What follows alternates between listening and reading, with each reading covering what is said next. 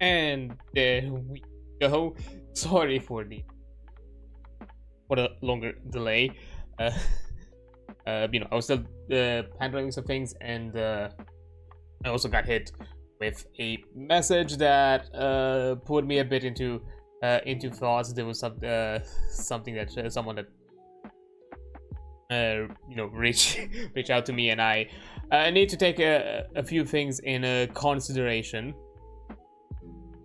But yeah, that's it's not something I can really talk about. I don't think it's okay for me right now to talk about it like publicly or openly. But I'll definitely probably have to look a bit into it and maybe get a bit of advice, because I don't know how to how to feel fully about it, because it is interesting. It is interesting. But yeah. So, first of all, let me just do this. When I continue, there we go. The timer now is fully on. Yeah, sorry, my mind is now a bit all over the place. Because I got like from a big thing, I got like a reach out. That's all I'm gonna say. And I'm right now like my mind is kind of like racing and trying to debate like what the how exactly I'm gonna handle this. And yeah, it's a lot to process. But yeah, that's besides the point. That's not here nor there. There are other things to be dealt right now in the moment. So yeah, apologies for being a bit distracted and all that.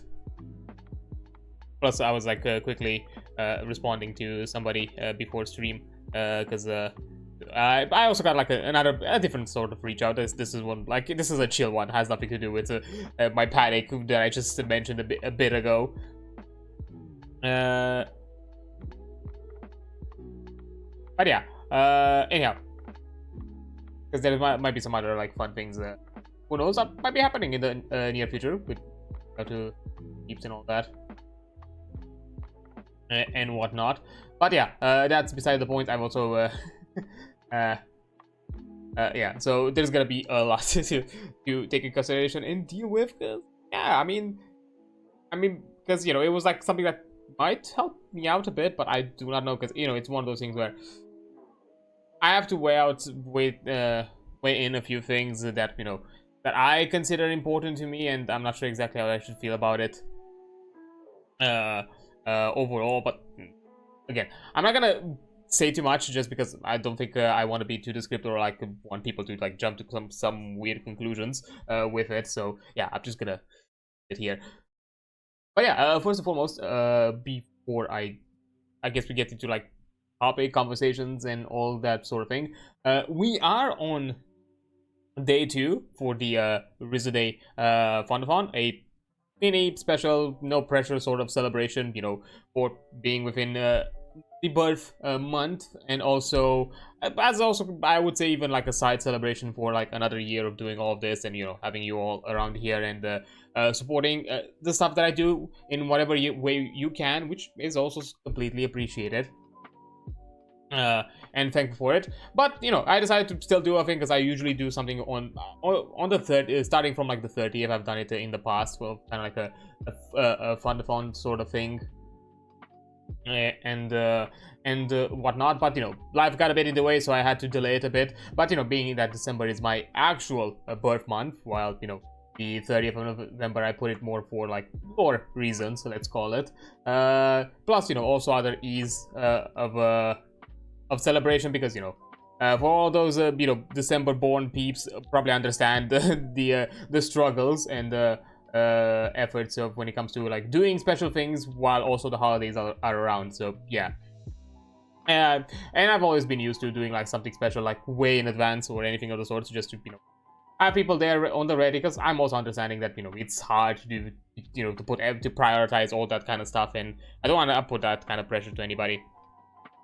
But yeah, I'm usually fine with it. I don't mind it by any degree. But I still decided to do it, but in a more low stakes, low pressure kind of thing, where I'm just gonna have a timer. I'm still gonna do my streams as usual. But if you do some sort of support during this limited event, let's call it, you can equally extend it by for your donation by, you know, increasing the timer, and a few fun things here and there might still be happening while the event is going on.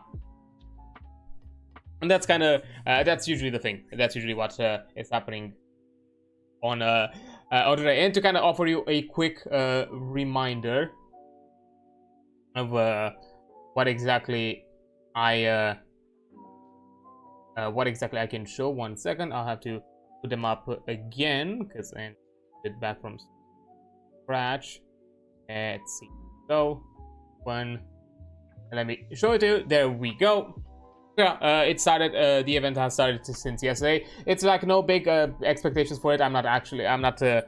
It's not like necessarily the summer's Fundathon where it was for actual emergencies. This is more of a thing where, hey, you know, I just wanted to do something a bit extra as kind of like a fun thing, as a celebration thing, and you know, a way of saying that, hey, on these special month, if you support me, you can have me around for a bit longer than usual when it comes to, like, you know, live streaming and all that sort of thing with your general support. But you know, I put a few goals here and there just to maybe entice you, because I have a few things on the ready, or a few things that I'm open to consider.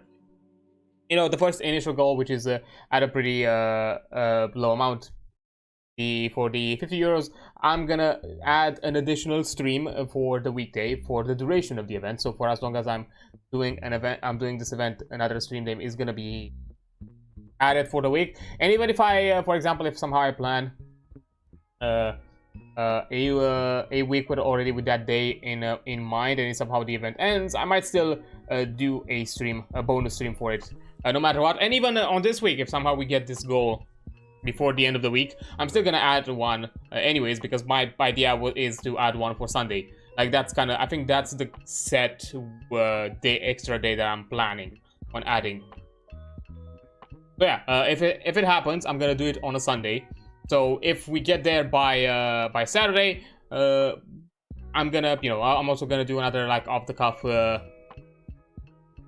Sunday stream, which, who knows, we'll see what exactly we're gonna do for it. Maybe we'll do more Warframe, because I've had like a lot of fun with Warframe, and I did enjoy that, and we made progress a bit more within that game while we do it. Or maybe jump into something else, maybe something within the schedule that we've not done, maybe more Final Fantasy, or also maybe do a Night Abyss, because apparently there was also like an event thing, or like story thing that has just released this week for Do a Night Abyss, and I just didn't realize. If not, anyways, it's gonna be prioritized for next week anyhow, so you know, there's a possibility for no Warframe next week because of it.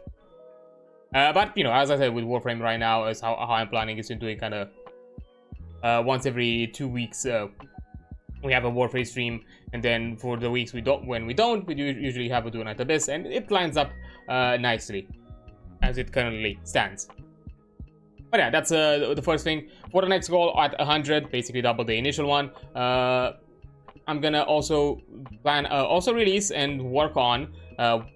This is on the goal that I mentioned previously for the actual emergency Fundathon that we've not reached, which is the D&D and Pathfinder variant for the Void-Touched Sorcerer subclass that I designed for the Gestalt RPG for the actual play that I was part of with Ghost, Karan, Dokuro, and Robe, and Marie, and the gang. So yeah, you know, it's again one of those things where I have like a supplement idea in mind, or like extra homebrewy things that I want to do for Gestalt, and my plan for it is once I'm done with the Gestalt version of it, I also want to add, I also want to create the variants of it for D&D and Pathfinder as well. So that's like another plan that I'm doing. So, but you know, if this goal gets hit, I will instead take priority of actually designing the subclass variants for it in advance, so you can also get an idea of what kind of I'm thinking of for the supplement variants. Because even for the Void-Touched Sorcerer, for example, for the D&D, even though I said before in the past that the Void-Touched Sorcerer is heavily inspired from the wild magic, I'm gonna take a different spin, or I'm gonna try to design it a bit differently for you know, for the D&D version of it. So it's not gonna be identical. Maybe it's gonna be a bit more closer to how the and the Void Mage works in Gestalt than necessarily how the the sorcerer works in or the mage the wild magic sorcerer is. So there is a bit of a distinction. So yeah, they're not gonna be like exact one-to-ones, because initially the Void-Touched was designed a bit differently, although it has its own unique things to it that have nothing to do with the wild magic and sorcerer, that were more inspired for the Void Mage. So it has its own like unique elements. And Pathfinder, I think it's gonna be a unique one anyways, because I don't think the Pathfinder has some sort of like wild magic variant or like alternative. I think I have to look into it. I don't remember. I'm not sure if there's a sorcerer for the remastered version yet. Might have to do it. I have to double check. I don't remember right now how that is, but we'll figure it out. But yeah, that's the plan for the second goal. And for the third goal, something that has been just recently been finished.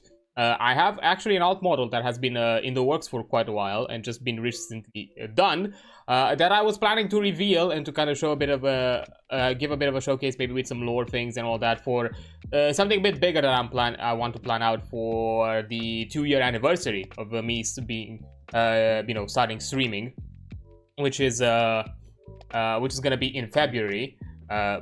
I was planning to do the reveal there, but if we reach this goal of 200 for this event, I'm gonna do the alt model reveal a bit earlier, and I'm gonna do it as a sort of a reveal engagement, social media engagement drive. So so you're gonna get a few sneak peeks of it here and there. I'm gonna make one of those like likes, reposts kind of things. A few things, cut together. Technically, it's gonna have a few pieces because it's a bit more detailed. It has a few more options than what I currently have as a model, so that's gonna be a bit interesting. But it's just a model. I don't have anything for it prepped, like when it comes to rigging and anything of the sorts. That's kind of the plan for next year, to kind of have something set up for that to some degree. So yeah, these are kind of the general goals. For as long as this event goes up, you're building up to these goals. Right now, I'm gonna use coffee as a way to measure the progress of it. Whenever a donation or anything of the sort happens outside of coffee, like through Throne or through anything from within Twitch, like bits, subs, anything of the sorts, I'm gonna add them up post stream. So they're gonna be tracked, but they're gonna be added up post stream as a separate amount. So I'm gonna keep track of that, but it's not something gonna be automatically updated. And like another thing, I'm not sure exactly, even though I have like the Throne widget and I do get like some notifications on the Twitch activity feed, I'm not sure exactly, because I've not had like in on-stream Throne fundings, so I'm not fully sure like if I get notified of it in any sort of way.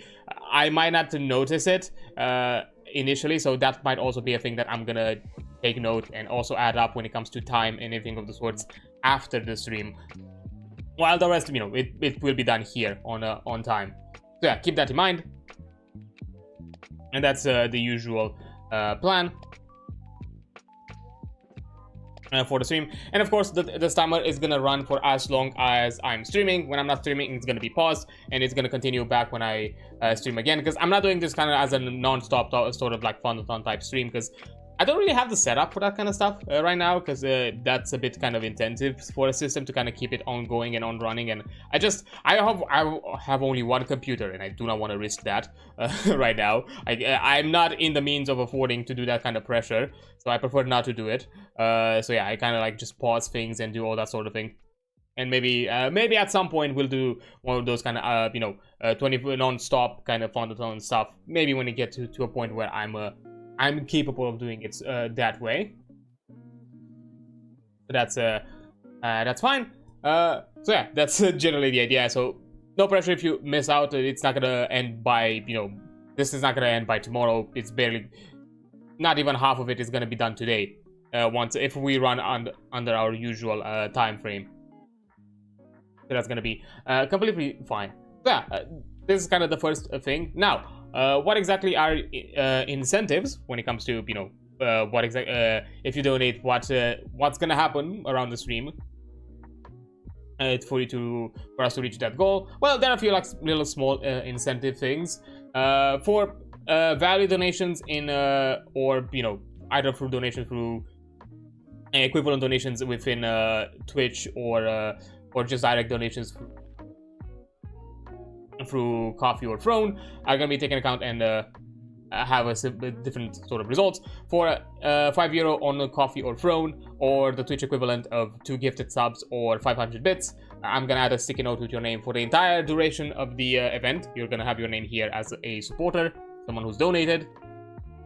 And then for €10 donated through Coffee or Throne, or the equivalent of 5 gifted subs or 1,000 bits, I'm gonna extend the current stream by an additional hour to a maximum of a 3-hour extension per stream. So at most, I'm going to stream 8 hours a day. And anything else that's going to be donated through this incentive is going to be taken into account for next stream. So even if I'm going to hit the cap today, Friday streams is going to be extended even further. Or technically Thursday stream. Thursday to early Friday, because, it's the... in this case, it's going to be the Game Awards one, which is going to be interesting if that's one going to get extended by any means. What exactly is going to happen? But that's how I'm gonna keep account of it. It's gonna be a maximum of 3, mostly because I just don't want to exhaust myself. I could run probably longer for like 12 hours or anything like that. I've done it in the past for like charity things and anything of the sort. So it's not gonna be, that big of a deal. But just in case, I'm just doing it this way. Then, if you donate €20 on Coffee or Throne, or the equivalent of 10 gifted subs or 2,000 bits. You are gonna write me a post that I'm gonna post on on all the social medias, and without any sort of contest or anything of the sort. So if you want to say have me say on my main account something out of context, off the cuff, you have the power through a €20 equivalent donation, or form of support. Although I do want to be very clear, I have the right of denying it if I consider it too inappropriate. So, be careful of what you're saying. If it's something that I feel like it's gonna cause problems, I have the right to deny it. I'm gonna give you a pass and be like, hey, suggest something different. If I say it's not okay, so don't worry about it. If you're gonna miss out the first round, but afterwards, if I still consider it deemed it unnecessary. Just be careful. I'm not here to say offensive shit or say anything of the sorts. And finally, as kind of like an extra thing, for €40 on Coffee or Throne, or the equivalent of 20 gifted subs or 4,000 bits, you're gonna add a double timer, meaning that for 1 hour, any follow-up donations are gonna add double the time in value. And finally, as a bonus, because as you heard, I've also mentioned Throne as a valid form of counting the donations.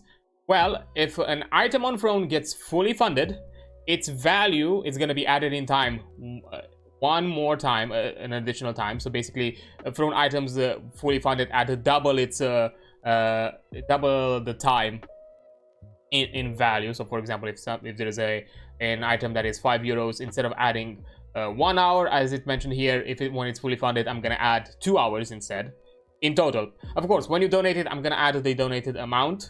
And then once it gets fully funded, I'm gonna add its total, funded amount once again as a whole package. So you're still gonna benefit from, the initial donation, like the timer increase.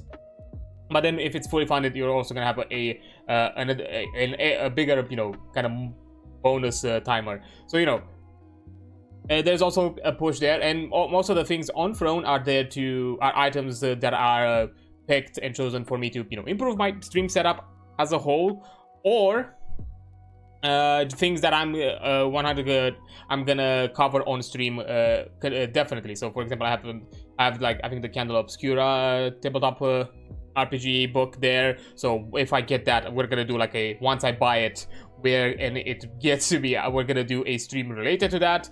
There's also, I think, Doom the Dark Ages there. So once I buy that one, we're also gonna play some Doom on the stream and anything of the sorts. And also, when the item gets funded, for the coming week that has not yet been scheduled, I'm gonna add a themed stream. One of the existing streams is gonna be replaced with a theme stream related on the item that you funded. So if you funded something like, for example, the the Doom game, I'm gonna do something Doom related, not the Doom the Dark Ages stream, because you know, Throne is through a payout function, because I do not have the delivery options on in my country, so it's through payout, and those take a while. So instead of waiting, I'm just gonna do something themed related. So it's gonna be something Doom-esque, be it something within Doom or something else that is boomer shootery.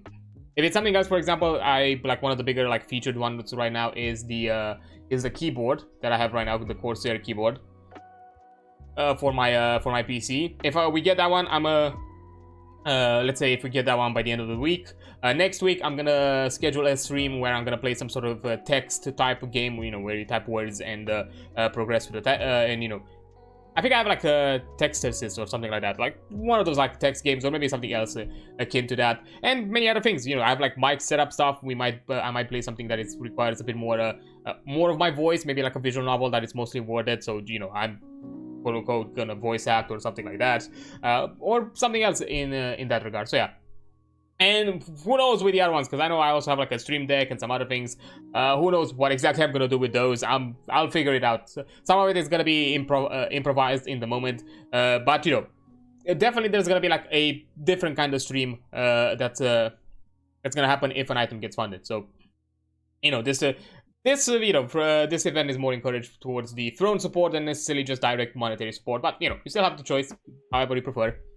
So it's not that big of a deal. And also finally, depending on what you donated, different amounts are going to be added on the time. For every 10 bits, I add a minute. For every sub, I add 30 minutes. And for every €5 of direct donations, be it through Coffee or Throne, I'm going to add 1 hour. And finally, there's also a community channel, a community challenge on Twitch. Unfortunately, it's only a Twitch thing, because I don't have these kinds of functions on YouTube. If you donate, if you pull your channel points up to 12,000 channel points, I'm gonna add 2 extra hours on the timer on the event for free without you having to donate. So even those who are just here to lurk, chat, and hang around, they can still, you know, add to the event and support it. And once the community challenge gets completed, I'm gonna re-add it again. So this is gonna be a repeating challenge. So you can, as long, you know, even if you just simply stay around here, I'm gonna add more to the timer as you know, as you donate through it.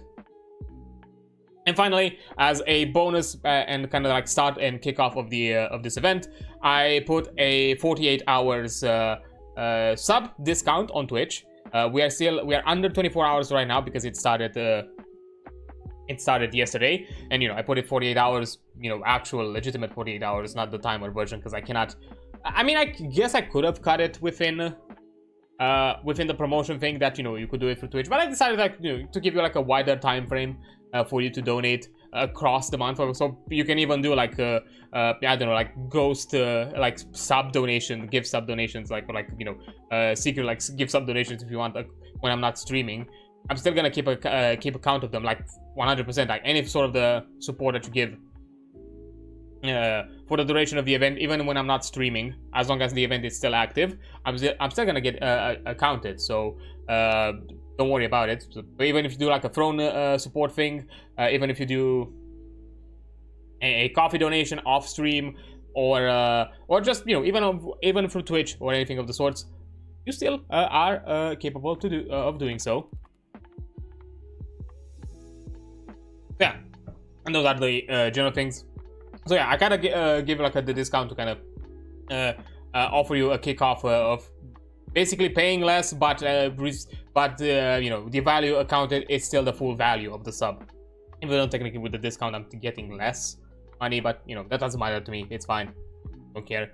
It's purely for fun. As I said, this event, I'm not necessarily pushy, but about, you know, you having to donate or help me out. As I said before, even at the end of yesterday's streams, as I said, even though nothing has happened when it comes to like support and donations or anything like that, just having you all around, having a chat, having some fun, that's completely fine. And that was that's more than I can ask at this point, honestly. This is just an extra thing. But yeah, and finally, once the event is done, I'm also gonna take into account the top supporters of the event, that being I'm gonna add up the total sum that you've sent towards me, and specifically the sum that goes to me, like my cut. So, for example, if you donate something for Twitch, I'm gonna take into account my cut of the donation. So, if you do a sub, only I'm not getting the full sub, just the half of that paid sub. I'm taking into account because that's gonna be my cut. And so yeah, I'm gonna do the overall, I'm gonna calculate the total sum and gonna make a top 3 placements, which are gonna benefit of the following. The third place is gonna get 1 month VIP and the highest bidder credit, supporter credit across the platforms to the best of my abilities. I'm not sure if I can do it on TikTok yet or anything of that sort, but on whatever platform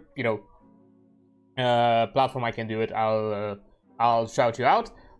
Then in second place, 3 months VIP, plus you are able to suggest a game for me to play for a future stream. And then on 6 months, on first place, you get 6 months of VIP, and you also have the ability to submit a either a set image or just one image. It's your choice if you want to do both or just one of them, of changing my profile picture and banner on the social medias for 1 month. You're gonna make a submission of that if you want to cause chaos or anything of the sorts. And also any higher placement benefits from the lower tier versions, lower tier rewards as well. So first and second place are also going to be credited on the highest bidder supporter list. And first place will also be able to suggest a game. So, by the end of the event, 2 games are going to be suggested. And 3 people are going to be credited for being the biggest supporters of the stream, alongside the usual ones. So yeah, that's what's going to be happening.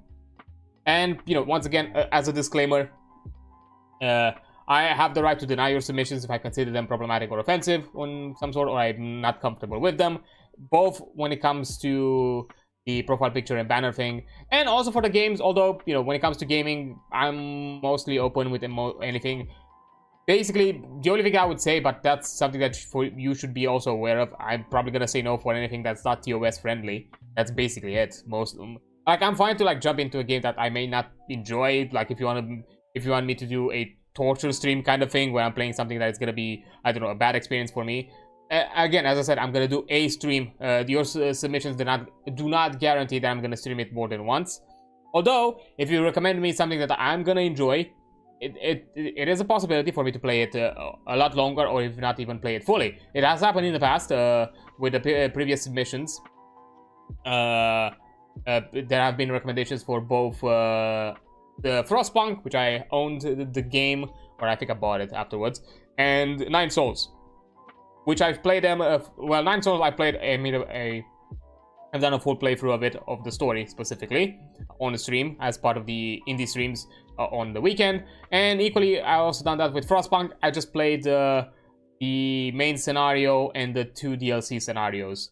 I've not played the side scenarios because I wanted to also leave some stuff for other people to enjoy. And again, I'm not the best at those at management, city builder type of city builder sims. I'm really bad at those. So that's also was my my line where I draw that, I don't want to get into too bad of a thing. I just want to enjoy it the best I can, and I decided to jump into the DLCs and not the side scenarios, because the DLCs also offered additional mechanics.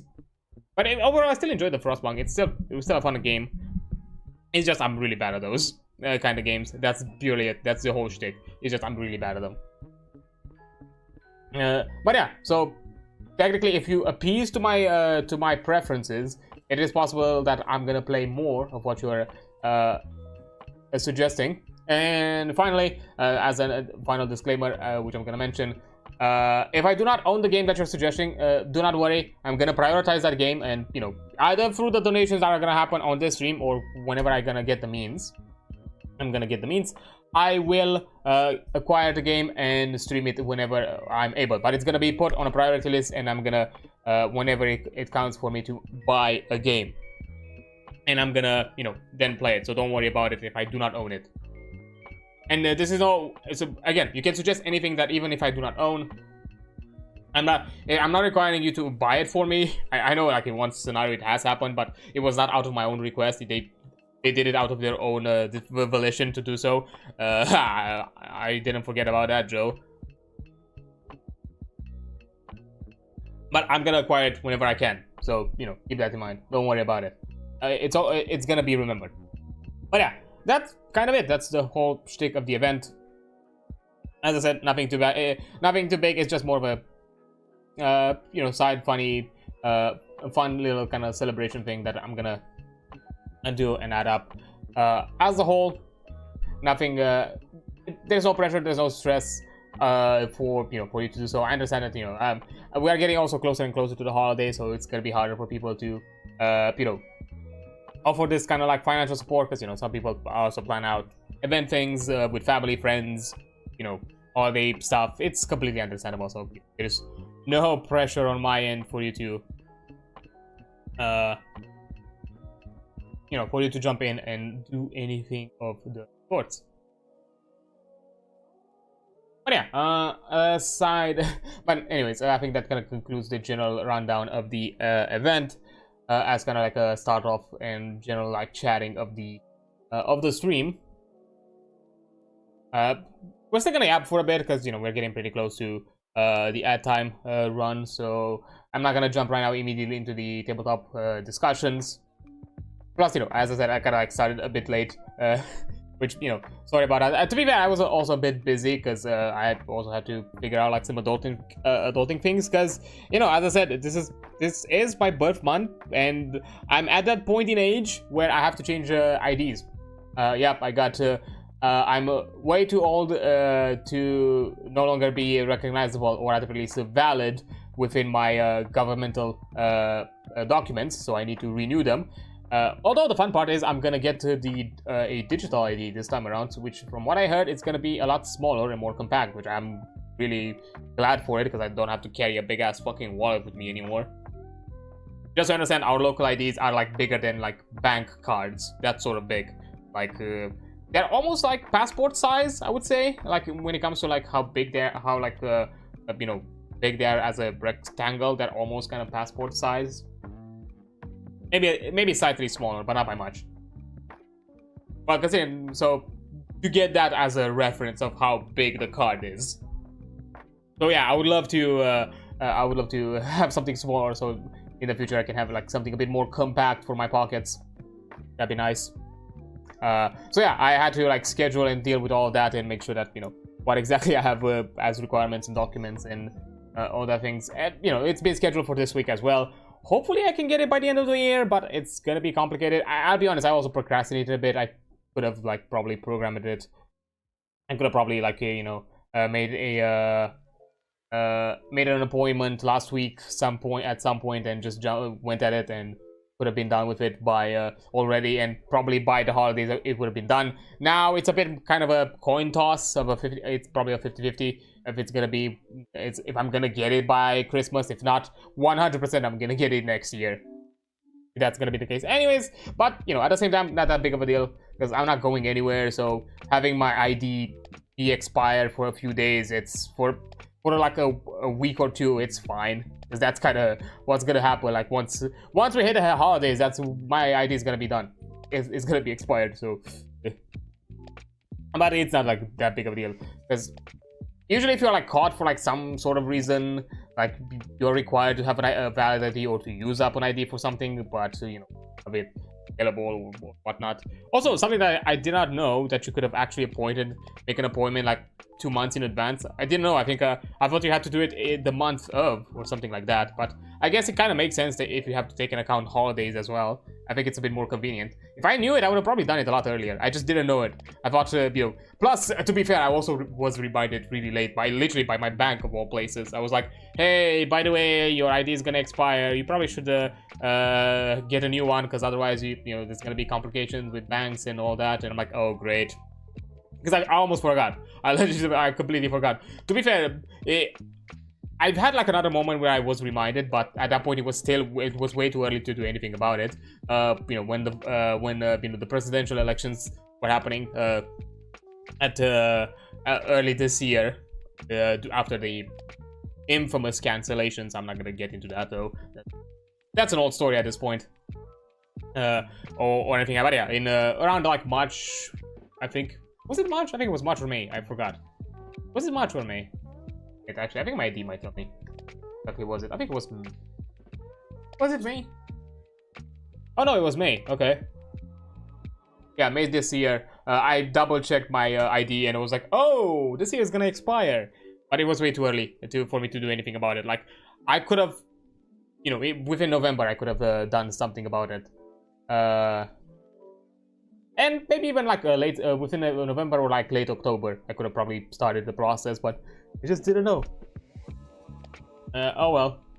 I guess I'll know for next time, if I'll remember by the next time I'll have to change my ID, which is gonna be, I think in a decade from now, or something like that, if I remember correctly. But anyways, weird things. Yeah, I have to do like quick adulting things as well. To be fair, like appointment-wise, not gonna get in the way of anything, because it's like the latest appointment I could have done, I could do like in any day is at 1 in the afternoon. Literally, like that's the latest appointment I could do. They have like available, so I'm like, yeah, it's fine. I don't have to. I think that might be the latest. I'm not sure if it was like something like the date specific that it could have been. It could have been earlier because of that date, or all days, or like that. I have to. At this point, it doesn't matter. It's already been appointed. It's gonna be It's gonna be this Thursday. I'm gonna go and do all that shenanigan things. Which I'm not even sure, like, I'm not even sure, like, I know it's gonna be, like, a picture thing, but I forgot, like, if there's anything else, because it's been a while since I've done, like, an ID thing. Because the last time I've done it, this was, like, a scenario where I had to do it way in advance, before I went to university. I basically did it, like, a month in, like, a half a year in advance, something like that. Simply because by the time I would have had to change my ID, I would have been most likely within the UK, or by the time I would have gotten back home to change an ID or something like that, it would have been like a really short time frame. So and that kind of with the air travel and all that kind of thing, it causes complications, and we just didn't want to deal with them. So, and I had to make a new passport anyways at the time for my leaving for the UK. So I was like, okay, let's just renew renew my ID while we're at it. And yeah, because I was renewed to like really in advance and at an order date or something like that, it got pushed. I think my ID it's pushed at a different year than most of my generation. It's also like the whole shtick with being born like late in the year and holidays getting in the way, and somehow I think it gets counted as the next year validation or something like that. Because I remember like my first ever ID, which because you get your first ID when you're like 14. It's considered like your kind of not the adult age, but definitely a more legally accountable age, let's call it. Adult age is still 18, because you still have to change it at 18 after the fact. So the first one is like 4 years, then you change it at 18, and then it becomes like a once every 10 years or so. I think after the 18 you have like another shorter branch, and then you have it once like every 10 years or something like that. It becomes like a decade, or once a decade kind of thing. Because at that point your body does not change too much, I guess, age-wise. But in the first few rounds, I think it's considered like we have shorter time frames, because hormones aging, teenagehood to early teens to late teens to just early young adult. It's a big shift in identity, I guess. But in many ways, I guess you could say that. Yeah, I guess it makes sense. I'm not gonna question it in any ways. But I had to do like at that point, and I think that kind of messed my years by like another. It basically added me like another year or something like that. Because I would have had to had it change already by the because when you're 18, you should already have it changed. But I was already 18 and I didn't have it changed yet, so I had to change it basically the year after, because that's kind of how it works. But because of the whole scheduling. It happened. Basically my ID got validated at the start of the next year and something like that. So like, yeah, that's kind of weird as that usually happen and whatnot. But oh well, that's those are the things. So that's kind of how life happens. And also, now that I'm looking at it, can we get? Oh, I'm already getting the, because I was about to say, shouldn't we get like an ad notification ish? And I just got hit with it, so fine. But yeah, yeah, just weird general adulting things. I don't like once you have like the digital ID, from what I've heard, because you know I've been very analog, I guess, up until now, on governmental things. I think it's gonna make some processes easy, because I think the reason like why my bank gave me that notification out of every place is because apparently if you do it if you have a digital ID afterwards, the bank is gonna already have it in their own registries or something like that, so you don't have to do any sort of like bureaucracy yourself. They're gonna auto update the details themselves, because everything is now gonna be on a database. Everything's gonna be digitized, which it's really nice. So knowing that I have to minimize annoying bureaucracy, because you know I don't want to deal with that kind of thing, especially banks at them all places.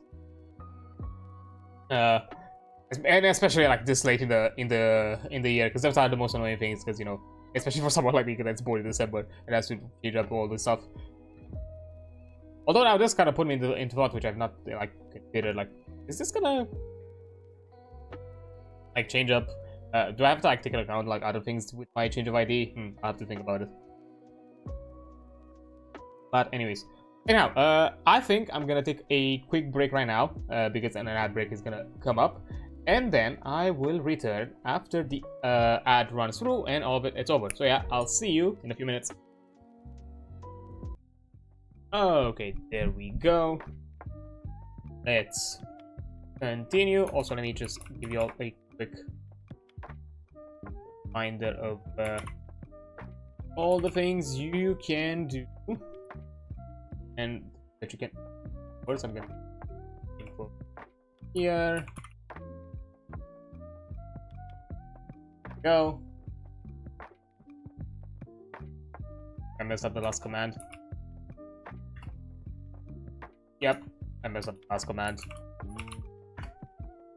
Here it is.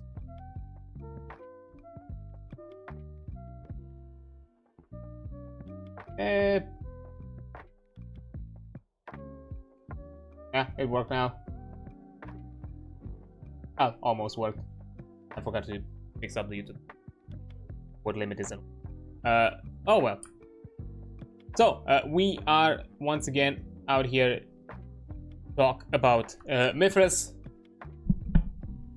So, first of all, for those unawares of the things happening here within the tabletop streams, basically these are streams made to with the intent of, you know, gathering people out here to harbor a place for people to, you know, talk about other things they enjoyed about, you know, their tabletop experiences. Maybe they want to like not necessarily event, but you know, talk about the things they have in the works with other people that, you know, may not necessarily be involved with what they're doing, especially if it's something like, hey, super secret, the players should not know yet of it, that I'm kind of, you know, planning as a, you know, as a game master, which I completely understand. Or just simply, if you are out here to ask for help, suggestions, advice, anything of the sorts, I want this to also be a place where, you know, people can talk, offer suggestions. I'm gonna offer my own perspective and suggestions to topics as well. You know, for example, you know, if you want to get a bit of an idea of my own general experience, you know, I've started in 2018 with D&D, like many other people out here. In equal amounts, played and GM'd here and there, so I have both of those kind of as experience. And for almost more than 2 years, I think, I've, you know, gotten into other systems as well. I've played some Hunter the Reckoning first edition game, the Imbued, for those familiar with the World of Darkness and what that means. Of course, there's some Vampire the Masquerade 20th anniversary, Gestalt RPG, even a bit of Pathfinder. I think I've still done like a D&D thing for like the charity event more than a year ago.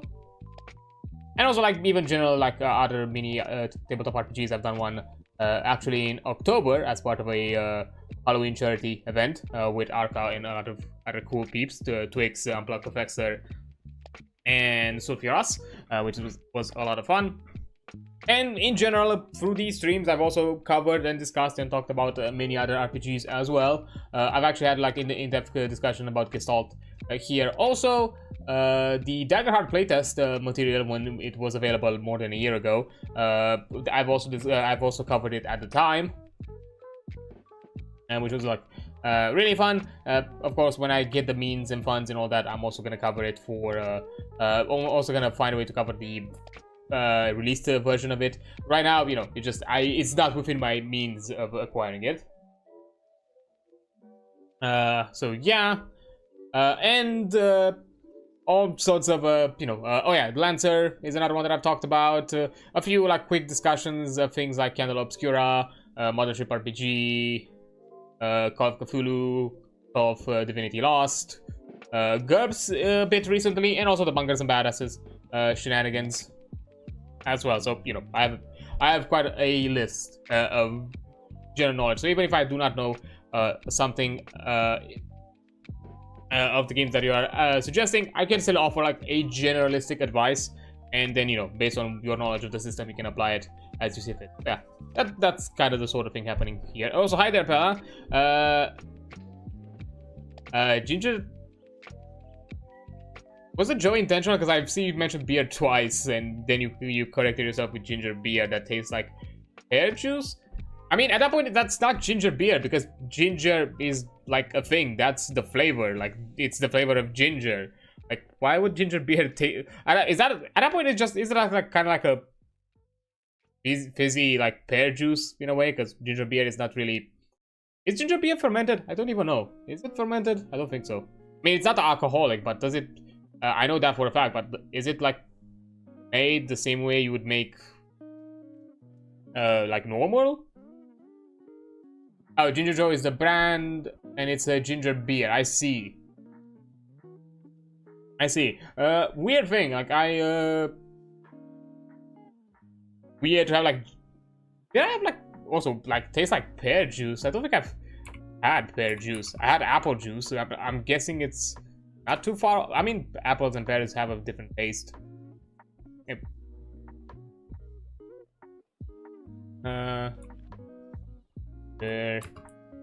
Here, how the hell is this made?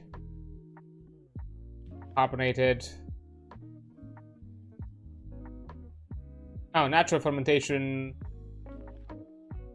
are often manufactured rather than brewed. Oh, okay, so yeah, it's more kind of like it's more made as a soft drink than necessarily as a actual beer. Like mass produced more as a soft drink than not fermented. It does not taste. I mean, yeah. I mean, it's called ginger beer because the original process of making ginger beer is very similar to beer. You know, it's ginger spice, yeast, and sugar. Or like most of alcoholic beverages, it's done through a fermentation process. But you know, modern ginger beer is more akin to how you'd manufacture a soft drink, because it's a carbonated sweetened drink. So I'm guessing it's more akin to a syrup that is then added to carbonation. To carbonated water or anything like that, or it's carbonated with water.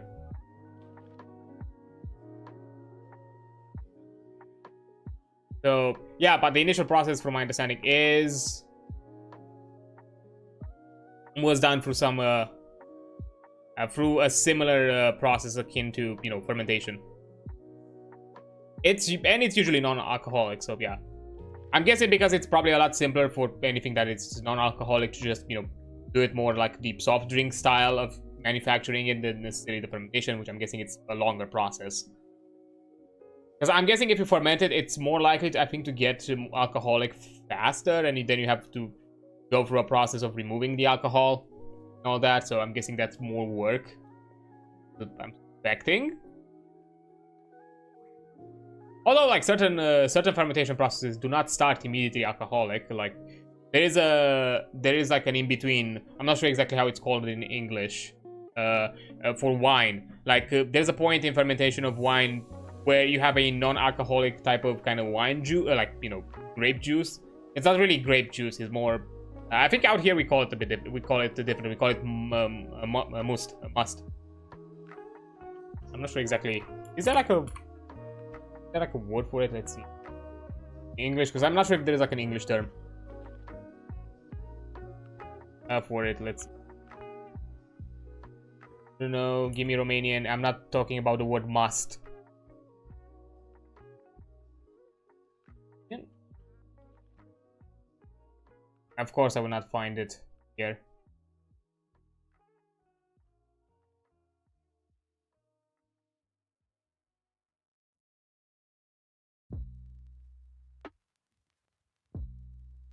Oh no, it's called must. Okay. Freshly cast fruit juice that contains the skin, seeds, and stems of the fruit. Oh yeah, it's like the first step of the winemaker. Also, hi there, how you doing? Yo, I love RuneQuest 6th edition. I'm not too familiar with the RuneQuest one, but I'm glad that you have fun with it. Is it made? It's like its own made up system, or it's based on an existing tabletop rule set? Or like, tabletop system, like, I don't know, like a D20 system, Party Apocalypse, something like that. Actually, I think I can Google it. Right now that I'm in the whole kind of Google thing of random stuff. Let's see, 6.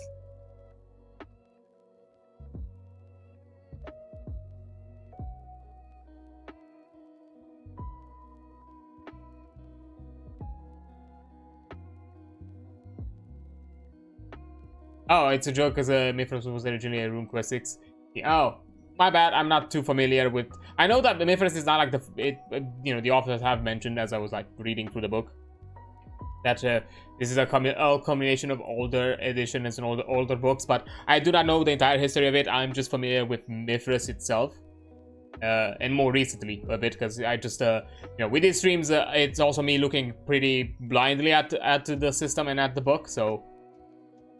I know as much as most people out here when it comes to like checking it, because I'm going through some of the chapters on the stream as a first-time reader. Well, and for some reason my web pages are loading really slowly. I do not know why. But yeah, it makes I don't know, to me, to some extent, and I'm guessing it took some inspiration, it gave me a bit of GURPS vibe, but not in the sense that, it has the, expansiveness and, extended complexity that GURPS has. But it has a bit of that kind of like modularity where you can pick and choose of the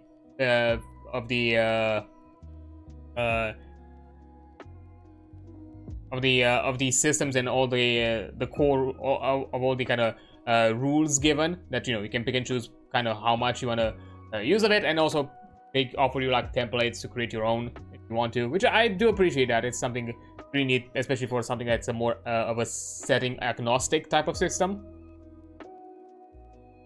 And that is let's see.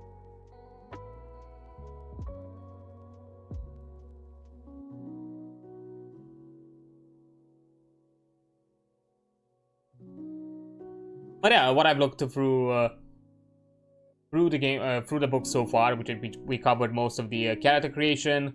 Actually covered the entirety of character creation. We looked at combat and skills, and today we're gonna look at specifically at magic and also some of the game system rules in general. I think that's more of akin to what the game master has to kind of keep an account most of the times. And of course, we're also going to check the Game Mastery chapter at a later date, depending on how much time we have left today. Because who knows, maybe we're going to extend the stream for like another 3 hours, and then we have time to talk about those as well, if that's going to be the case. But yeah, to kind of like quickly run down when it comes to like Mythras, it is. I kind of gave you already kind of this example. It's very it's a setting agnostic kind of medieval fantasy-esque system. It's a bit more grounded, I would say. Right now we're gonna look into the more heavier fantasy side of Mythras, which is the magic. But even that one, I think it's more, but all of it is heavily inspired from what I've seen and what I've read of it to like existing culture, mythologies, and folk, and folklore than necessarily, than necessarily the fantasy trope kind of concepts of magic or other aspects of fantasy. It's a bit more grounded to real life kind of medieval settings. Of course, I don't think it's necessary that I think you can easily adapt it if you want to and put the effort into something a bit more high tech or of different style, or maybe make it a bit more high fantasy or anything of the sorts. But from what I've seen, even for the creature list and all that, it's definitely built more akin to that. All of it is it's really modular. It's not in any way, it does not push towards any sort of settings or concepts or existing concepts. It keeps it as generic as possible in those aspects. And the part that I really like about the system, that in most scenarios, especially when within character creation, it offers you a few generic examples, but it also gives you templates of how to create your own if you want to make something that is more of a special, more of a personalized setting. And also the aspect that a lot of the character creation has a lot of like built-in deep aspects of adding your own elements of world building to the game through some of the character creation elements. Like you have culture and community, which it's kind of your part of the background, including with career, where you can create a culture of your own, create your own style of community, and also kind of create your own career and and what exactly you would obtain out of them. And that could be something that is part of this bigger world that you're and setting that you're creating alongside with the rest of the players and the game master. So even through the creation, through the process of character creation, it has a lot of elements of collaboration of the world itself between game master and players, which I really like. That's because offloading some of the responsibilities or at the very least encouraging the players to also contribute to aspects of world building. It's I see it as a net positive, and it also helps out the game master to design scenarios, events, or other sorts of game elements that are more anchored towards the player and would bring player more interest, because they are connected to the players at that point. If the players have come up with certain aspects of society, culture, or their general career. And of course, none of it it's really like asks too much. It's just minimal details, and then it's up to the player and the game master of how in depth they want to go after that. Which could be pre-session or as the game evolves, which I do appreciate. It's a percentile game. It works with the D100, and similar to GURPS, where you have to either meet or roll below the target number to succeed, or if you do above it, you fail. And it also kind of scales up. It has like some scalable criticals and failures, with also some guarantees, crits and fails as well. Aside from like the scalable factor, which is another interesting aspect of showing that your character progresses, and it's more likely to perform exceptionally the more they advance in a skill set. We've also covered combat last week, and it has a lot of tactical elements built into it, and it's more kind of on a I think also the game described it that way, on a kind of blow by blow kind of a rule set, where everybody has to make a move before they can continue their actions again, because you have a set amount of actions per turn, but you can only do everyone has to do one action first before they can do their secondary action, and so on. So for example, you can prep a spell, but maybe the spell requires 2 actions, so you have to kind of weigh in the risks. If you're in a good scenario for prepping a spell, if you're in some sort of a disadvantageous position, and maybe you're going to be attacked on multiple sides, and you're not going to have enough actions, because your actions can also be utilized for defensive or reactive moves. If you're going to be attacked, you can block, because that's kind of the only way to avoid attacks if you're going to get hit, or if you want to gamble on the aspect that the enemy will miss you anyways, you can just forego in using your actions. But it has like some interesting elements of strategy that I don't think I've seen at the very least from the systems that I've looked at so far, I don't think I've seen before. At the very least when it comes to how you roll your action and how you plan. And it also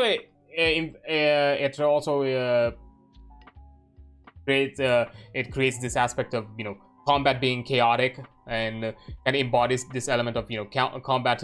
It's chaotic, it's unpredictable, because yeah, you can come with a predictive set of moves at the beginning of your turn, but after you do your first action, everyone else is gonna do their first actions as well, and from that point on, maybe some elements of the field have changed, of the battlefield have changed, and all of a sudden we have to reconsider.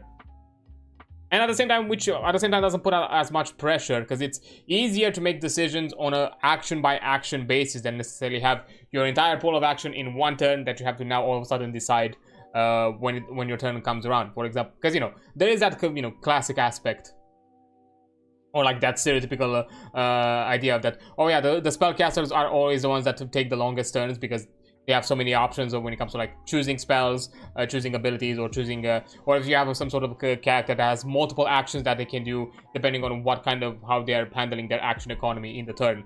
And basically, but you know, when you're forcing the player, like right now you can only do one action, so you have to make a one action sort of decision, and at best maybe plan out for the upcoming one if it's something that maybe requires multiple ones at the same time. So it also helps with the flow of combat. I'm from just purely reading and how exactly, you know, the flow of, and the rule sets kind of envision and, you know, detail out the flow of combat. Yeah, so far I've really liked it. It's a different take of how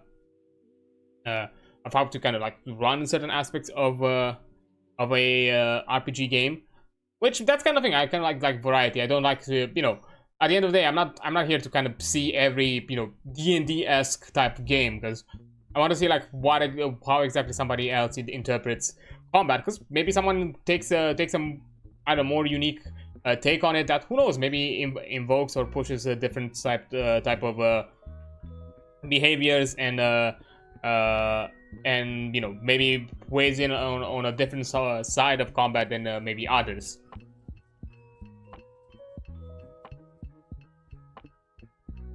Yeah, general off-the-cuff rant aside, because I'm not sure how well I sold it this time around. I'll be honest, as I said before, my mind today is a bit all over the place for some reason. I've just been hit with a ton of things. So yeah, it's still a bit to put myself on topic. But as we said, today we are looking at magic. And we are also going to be looking at the game systems as general things to look for today, and then we're probably going to leave game mastery and the game and the equipment and economics and equipment for next time, depending on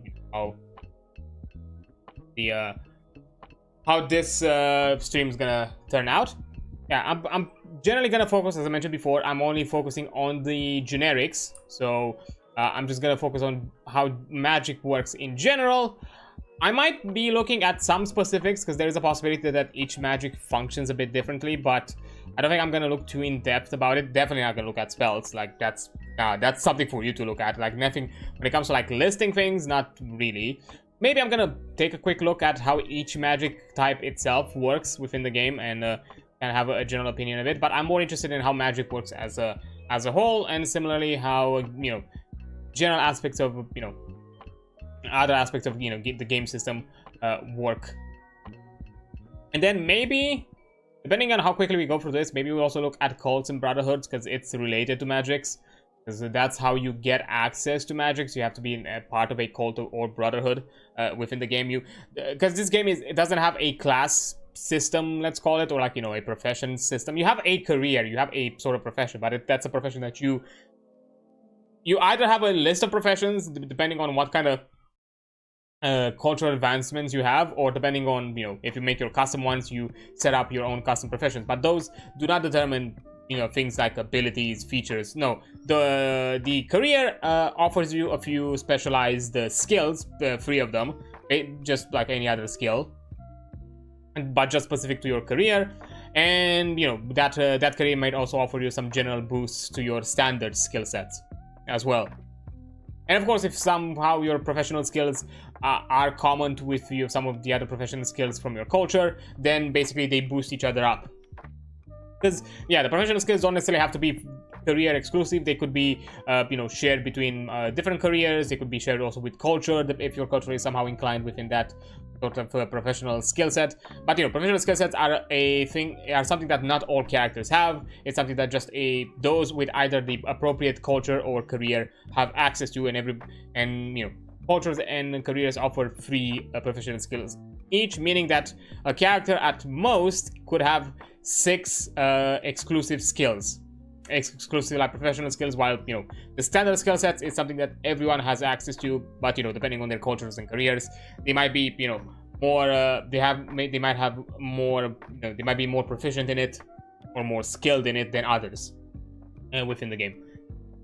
But you know, they do not determine like abilities or I don't know subclasses or anything like that. There is nothing built in within this game to kind of cover such aspects of the game. So yeah, the only way to have access to magic is to somehow, through your background and cultures and culture and community, to be part of a cult that then passes down those teachings. Meaning that, you know, it's a lot of flexibility. Being that it's kind of modular, that means that you can create whatever sort of character you want. So, you know, you could be a bit of the strong type and also be part of a cult and have access to magic. So you could be, I don't know, the barbarian type, but and at the same time be a magic practitioner of some kind, depending on your culture or career. That might encourage those aspects and so on.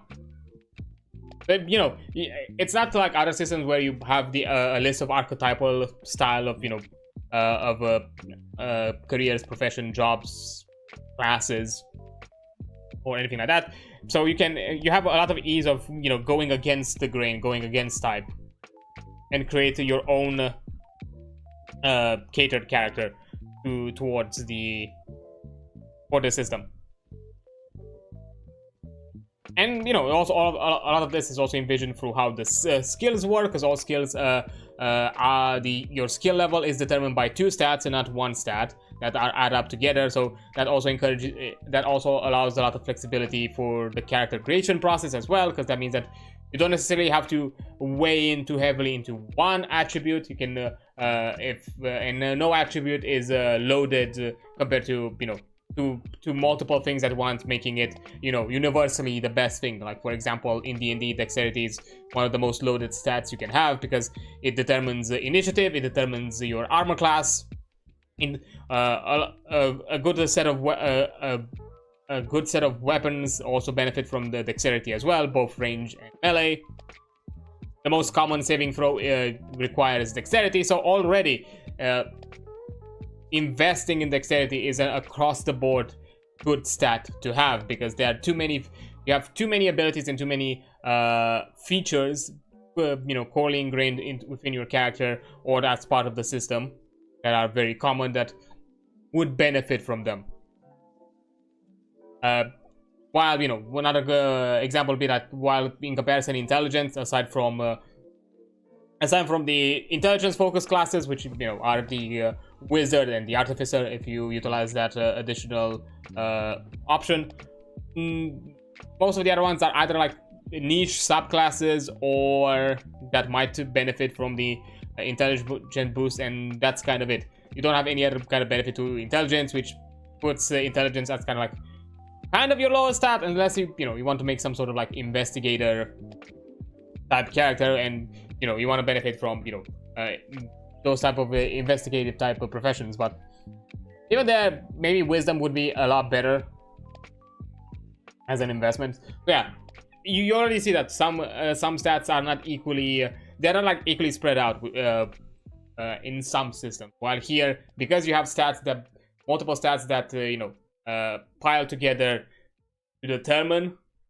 a feature, that means that you do not have to necessarily invest in one stat. You can invest in the other and still be proficient in that skill, because that's what you deemed your character is proficient in. So you don't necessarily have to, you know, you can more easily go against the grain and make a against the type style of characters.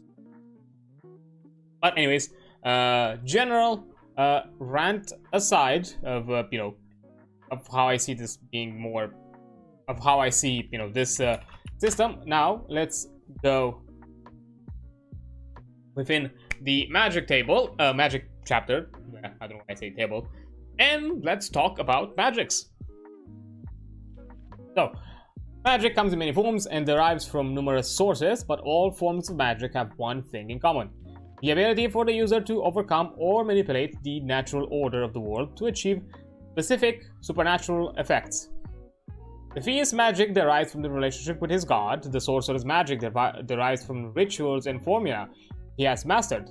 The animist's magic comes from his relations with the spirits, and the mystic's magic comes from within himself. Despite their sources and relationships that drive them, all these magics are able to perform remarkable feats that are beyond the capabilities of non-practitioners. Yeah, here magics are more put by types and relationships of like general broader categories compared to maybe in other systems where you have like magics determined by the class or divinity. But yeah, you have like learned magics, you have divine given magics, you have inner magics, or you have given or some sort of like contractual or like some sort of like given magics, or like sort of like temporary magic boons. Which it's not necessarily class dependent. That is more of a what type of magic you have. Now, tailoring magics. Magic is one of the most valuable aspects of any role-playing game. Whilst elements such as how a character generation or a combat works are ubiquitous, no matter what setting, no matter what the setting, almost every historical and fantasy genre has its own idiosyncratic style of magic, how it is prepared, cost, and the scale effect it can produce. To ensure flexible adaptability, Magic in Mythras has been given a range of options so that it can support a wide variety of settings and styles. The following section describes different alternatives with which magic can be tweaked.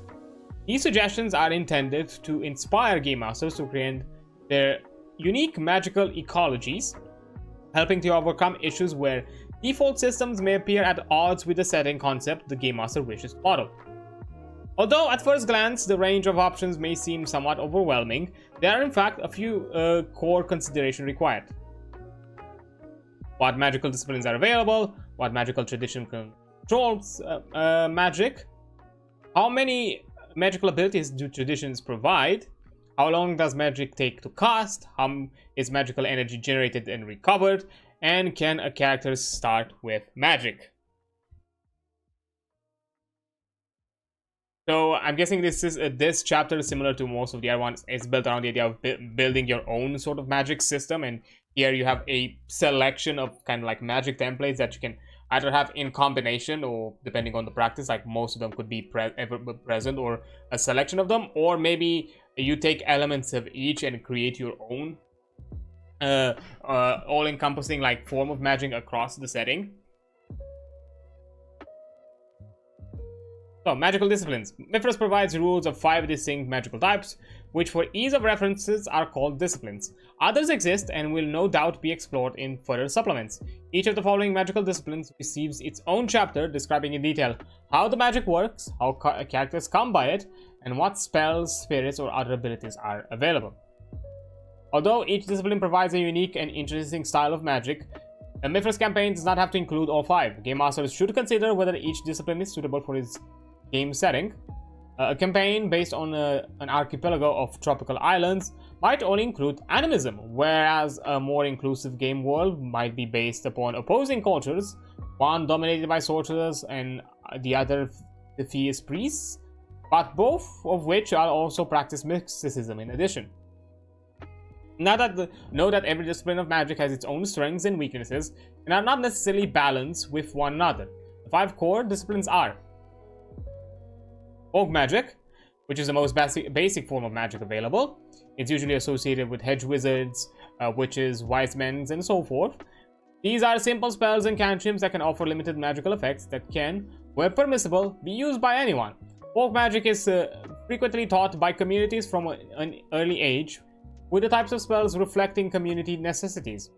This means that the folk magic taught by a barbarian culture will differ to that taught by a civilized one. Folk magic is also taught by some professions or cults to aid their members in their jobs and duties. Folk magic can therefore be accessible and available to all in theory. In practice, folk magic might be heavily restricted depending on the campaign setting. Yeah, because, you can also have the element of folk magic being considered some sort of, quote-unquote pagan kind of magics, and some might deem it blasphemous. So you can also have those kind of like societal aspects of how magic is used and how certain types of magics are viewed within certain cultures, and so on. You have different ways of looking at it. Which I find it a bit more interesting, and why one of the aspects that's why I like about the system, that everything is it's heavily ingrained within the setting, or you can have it more ingrained within the setting and characters and aspects of the world. Animism is a higher magical discipline. Animism is a practice of dealing with the spirit world and spirits that are bound to the mortal realm in some form.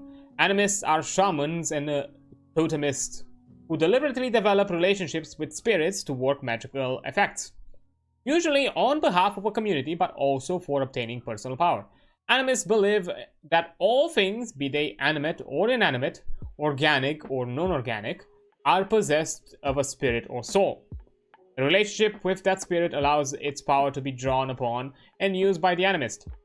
Animism usually teaches a profound respect for the natural and spiritual worlds, inculcating in its practices a need for restraint and reciprocation. This does not mean, though, that there are no rogue shamans. Even animism has its share of selfish individuals, prepared to ignore disrespect in favor of gaining greater personal powers at the expense of the spirit world. A best example I think I can give here for those who are within the Warcraft franchise, the Dark Shamans, if you've remembered the Siege of Orgrimmar, which is basically shamans are, as mentioned here, shamans and totemists. The Dark Shamans within the Warcraft universe are shamans who are enslaving and basically forcefully drawing the powers of the spirit world or the elementals in the case of WoW, as that's kind of like the big aspect of shamanism there. Then necessarily having some sort of like communal, respect and communal work between the elements and the spirit and the living world, as the usual shamans do. The Dark Shamans have a more forceful kind of relationship of kind of like master and servant, where the Dark Shaman is the master of the elements. So yeah, that can also be, a side aspect. So there are elements of of a different side of the same coin, like a dark side of it. Mysticism achieves its effect through a combination of deep inner understanding of the fabric of reality and channeling energy to produce a resulting action. The mystic attains this state of understanding through constant contemplation of the world around him, discerning its truth and meditating on the very nature of his existence. This process is quite often linked with the asking of philosophically challenging questions, but it's more common for the mystic to simply understand both his place in the universe and how the universe itself is placed. This comprehension forms a path to unlock the mystic's inner potential. Mystics ultimately seek to transcend the fetters of the natural world and achieve a higher state of consciousness that places them directly at one with the forces of the cosmos. The reality, though, is far more complex, because every accomplished mystic knows that an even higher state of existence can be attained, one that transcends even the power of the gods. Mysticism, to some degree, psychic abilities, but psychic in the sense of everything is interconnected as a wider network of the cosmos, not necessarily as just some sort of like inner inborn power. But you know, akin to kind of like monk style of magics, I guess, quote unquote magics, or practices, and anything of the sort of kind of like body, mind, and spirit. Then sorcery, which is the manipulation of underlying laws that directly control the very fabric of creation. These formulae are complex equations, a mixture of mathematicals, psychological, existential, and supernatural principles that allow the sorcerer to grasp a portion of reality and bend it to their will. Sorcerers do not need to rely on gods for their powers, nor do they need to engage with spirits to achieve their effects. Their manipulations of the metaphysical equations makes sorcery very powerful and very flexible. However, it also means sorcerers are viewed with suspicion, even fear and hatred by those who come by their magics through less direct means. And because sorcerers have little need of gods or spirits, it is not uncommon for them to develop a certain degree of arrogance and disdain for those who choose to venerate such entities. Although some sorcerers maintain a healthy respect for the gods, and many even practice worship themselves, this does not lessen the fact that the sorcerer is, through his magic, attempting to perform acts that others may consider as the province of greater beings. Yeah, you are the learner type, the one that creates their own magics, the wizard sorts. If we're going with the more traditional aspect of learned magical user and not necessarily gifted or worship with the sort of magics, or inner spirits, more kind of like the, I guess, fantasy scientific type. At the end of the day, that's kind of what wizards are basically the scientists of magic. Theism draws their magics from their gods. Through worship and devotion, those that dedicate themselves to a deity channel these powers in the form of miracles, and thus gain the ability to work similar effects in the mundane world, albeit in a much diluted form. Worshipper of the storm god might be able to summon lightning. A worshipper of the sun god might be able to create brilliant daylight, even in the midst of the blackest night. The magic Fees can call upon is always based on the nature of the god or pantheon being worshipped. The strength of devotion to a god has a direct impact to the power of the magic work, assuming that the deity retains some awareness of their worshippers. Maintaining a cordial relationship with the gods is necessary to receive its powers. An aspect that I kind of find it interesting about like theism, because by the way it's kind of described, it makes a lot of sense. You could also interpret it similarly to how we said like the opposite side of the coin with I already forgot, animism. This is also the part of like pact magics, because pacts, it's also a form of worship. You're still having to appease a higher being that is willing to offer your powers. It's just a bit more contractual. So theism could work in a similar way, because at the end of the day, let's say for example in other systems where you have clerics or priestly types that are devoted to some sort of like darker god. Those darker gods could also be some devilish entities who decide to make contractual deals instead. D&D is the biggest example. You can be a worshipper of Asmodeus and be a cleric, but at the same time, or a paladin of some sorts, but at the same time could make a contract with a devil of Asmodeus, and and be a warlock of the deity itself. So two sides of the same coin, and equally, especially as warlock got more diverse, as more supplements got around. You had the divine warlock, the hexblades. A lot of them have become a lot more non-specific when it comes to like what kind of entity would be. It's more about like entity type, not necessarily being, which can share similarities with a deity. Hexblade, for example, is very generic, could basically be any sort of deity, even though to some extent and to some of the lore, I guess it could be akin to the Raven Queen, because it has a lot of connections with the Shadowfell, like the initial concept of the Hexblade, but then it's been evolved to something more generic. Divine magic, it's kind of an out for warlocks to make pacts and deals with the divine beings. And it's an interesting out and an interesting way to kind of connect and make deals with, I don't know, maybe fallen warlocks that have fell out of their, darker pacts and maybe want to make something of a greater pact, which, again, one of the aspects why I like Warlock is, it has a lot of like built-in roleplay, and here it has kind of a similar aspect where out of the magics have a lot of like built-in roleplay there, because it talks about kind of like the relationship of your magic with the setting and the world, and how those around you might view your powers. And here, the Game Master's Saga. Theme design. Oh, so now we're also having like intermediary notes for the Game Master specifically in how they design their world. So Steve designed his campaign to make use of all the available magical disciplines, assigning them to the basis of cultures and species. Folk is known to all cultures and sapient species, so it's the more generic of magics. And animism is practiced by the wild tribes of bestial centaurs, satyrs, and minotaurs, very more attuned to the elements. Mysticism is studied by the remote nomad clads of the high plateau desert, very kind of monk-ish.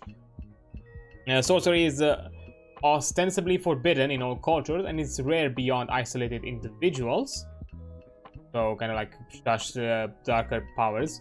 Envtuber is favored by both civilized city-states, of which Mythras is central, and the barbarian hordes of the Badoshi warlords. So again, interesting way of, how would you kind of choose and pick world building across, across the setting, and if you feel like all of them are fit or just a few of them. Because yeah, at that point you can like pick and choose. Maybe sorcery is not something that can be attainable, for example, at all. Maybe magics can only be gifted through some I don't know, inner tuning of the self, or of some other higher entities, be they of the world or of the gods. And maybe, and whatever sorcery and full magics are not available, and you only have animism, mysticism, and theism. So you either have those who have been gifted, those who have been, or if they're gifted by some sort of inner self, by higher powers, or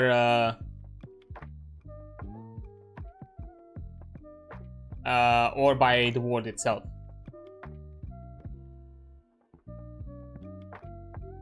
Yeah, interesting ways to kind of like pick and choose.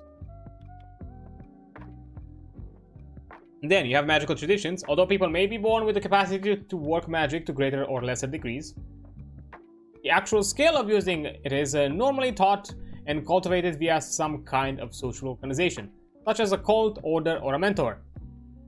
These are known collectively as traditions. For example, the cult of Mythras and the cult of the Seven Badoshi Devils are both traditions based upon religious organizations, but worship different gods and teach their priesthoods different miracles. Some traditions are not limited to providing a single discipline of magic, but can combine two or more. A sorcery order could offer both folk magic and sorcery to users, the former providing petty cantrips to lower-ranking apprentices, whilst adepts and above are taught more potent spells, the higher art. It should also be noted that membership for tradition need not necessarily grant access to magic. One could be a faithful worshipper of Mythras and hold the rank of lay member in his cult, yet have no ability to cast theistic magics. As part of the setting up the magical traditions in the campaign, Game Masters should give some thought of what type of organizations or social group will provide it. Some examples follow. You can have cults, which are organized sects who venerate religion, a philosophy, or an individual.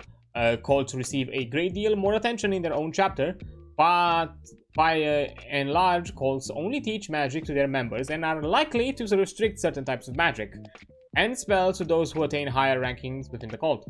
Cults can teach any kind of magic depending on their nature. Some may mix magical styles like theism and animisms per se, whilst others may have only one, and so on.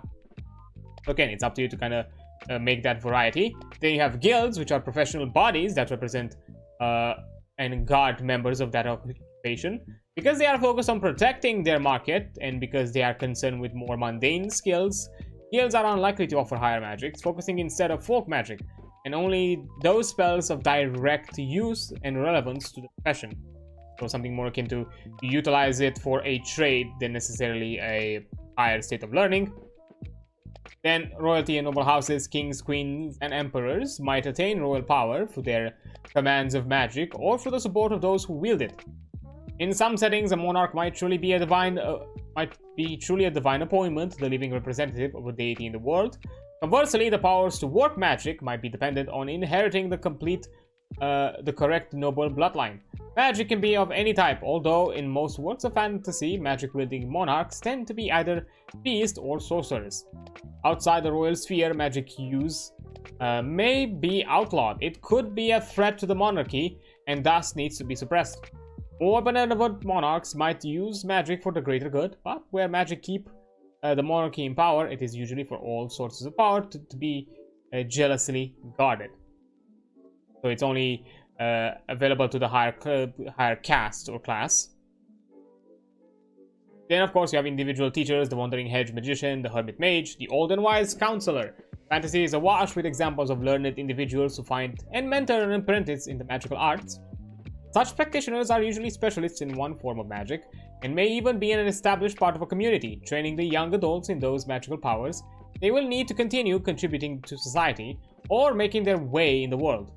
Primitive and nomadic cultures often rely on this form of patronage, lacking the population numbers and organizing to support more formalized magical tutoring.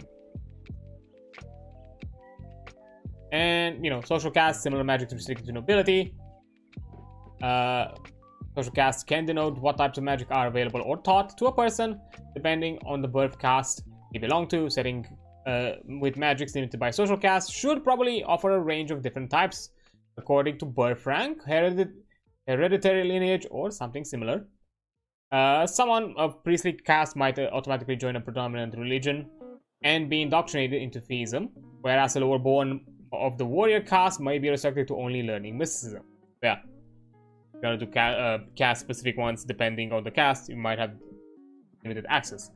Yeah, I'm gonna continue this after I take a quick break, as an ad has come up, and I'll return after the break is over. So yeah, I'll see you in a bit. Okay, there we go. So let's continue. We're looking at the types of magical traditions and how exactly you could obtain access to certain magics, depending by different types or different social structures or aspects of the world. We just looked at social castes, individual teachers, royalty and noble houses, guilds, and cults. Now we're going through species specific. Some races or species are naturally predisposed to magical knowledge. Elves or satyrs, for instance, are associated with considerable magical powers. Within the species, magical skills are natural capabilities that only need training and refinement. Depending on what type of magic they were inherently gifted with, irrelevant magical skills could be considered standard for that species.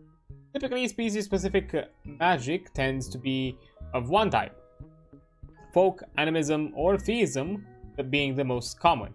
Magic, such as sorcery and mysticism, may be learned, but is generally not a natural accoutrement. It's more of a learned or kind of honed in sort of skill.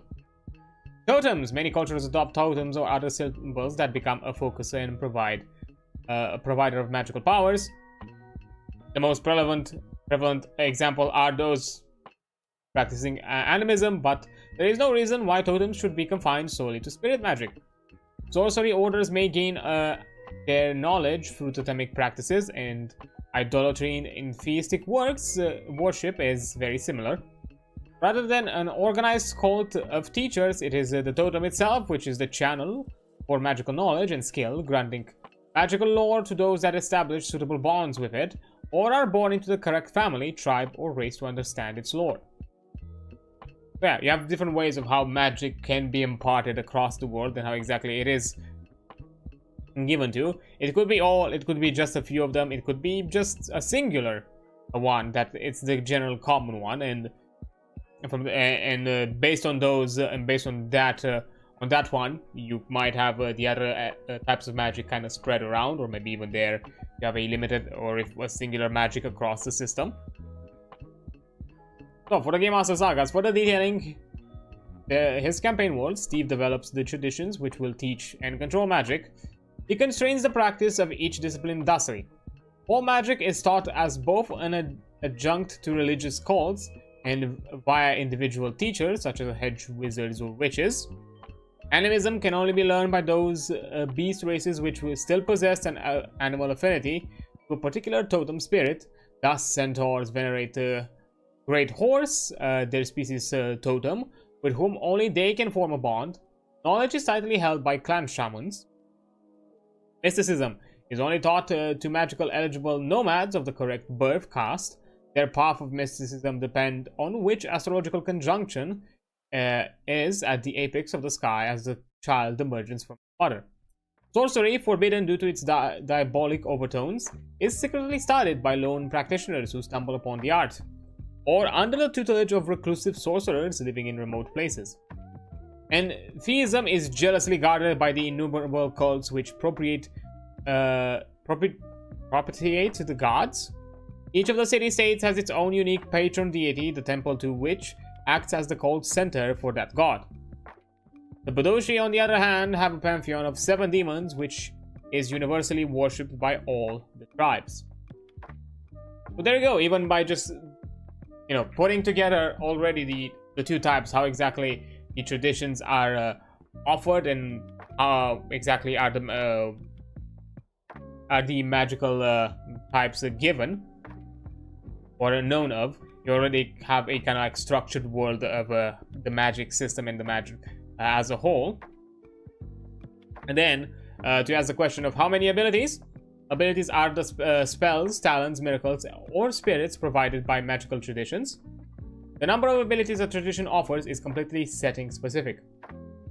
A world in which cult bureaucracies rule entire nations may offer more miracles to its priesthood than a setting where grimoires of sorcery are exceptionally rare, each containing but a single spell.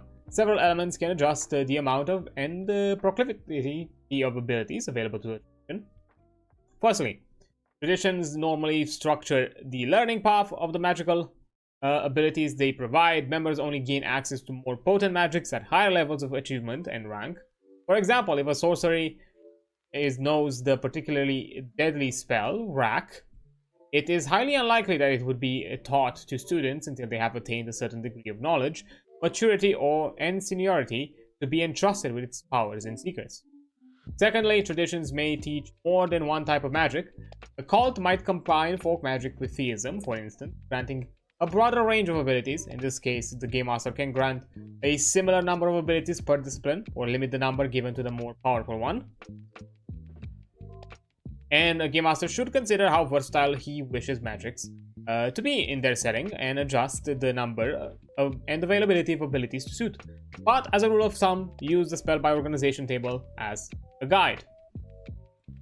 So, number of spells, spirit, miracles, and talents an organization can possess. So, low magics is a low magic organization has access to at most 3 magics. A medium magic organization has at max 6, and a magic rich organization could have at most 9. So in selecting what magical abilities are available, balance is key. Just because a spell, miracle, talent, or spirit is listed in Mythras does not mean that everyone has access to it. Create a spell list, choose wisely. Don't feel compelled to use every ability found in these rules. Indeed, some use of magics in Mythras can be exceptionally powerful if the Game Masters feels these would destabilize their game, and they should be either omitted completely, withheld, or reserved for potent non-player characters. Thus, it is probably unwise to allow players to devise their own traditions and spell lists, a list not without the Game Master guiding and approving. So, in the Game Master Saga, after choosing what sort of traditions to use, Steve must come to a decision of how many abilities each magical tradition should survive. Steve decides that he likes his setting cults, schools, and paths to grind a wide range of powers, selecting the Magic Reach category, allowing each to provide between 7 to 9 spells, spirits, and so on, tweaking the actual number dependent on the importance and central role of the tradition. Since theism is the most dominant form of magic in the campaign world, Steve also grants each divine cult an additional 7 to 9 folk magic charms in addition to their full range of 7 to 9 miracles.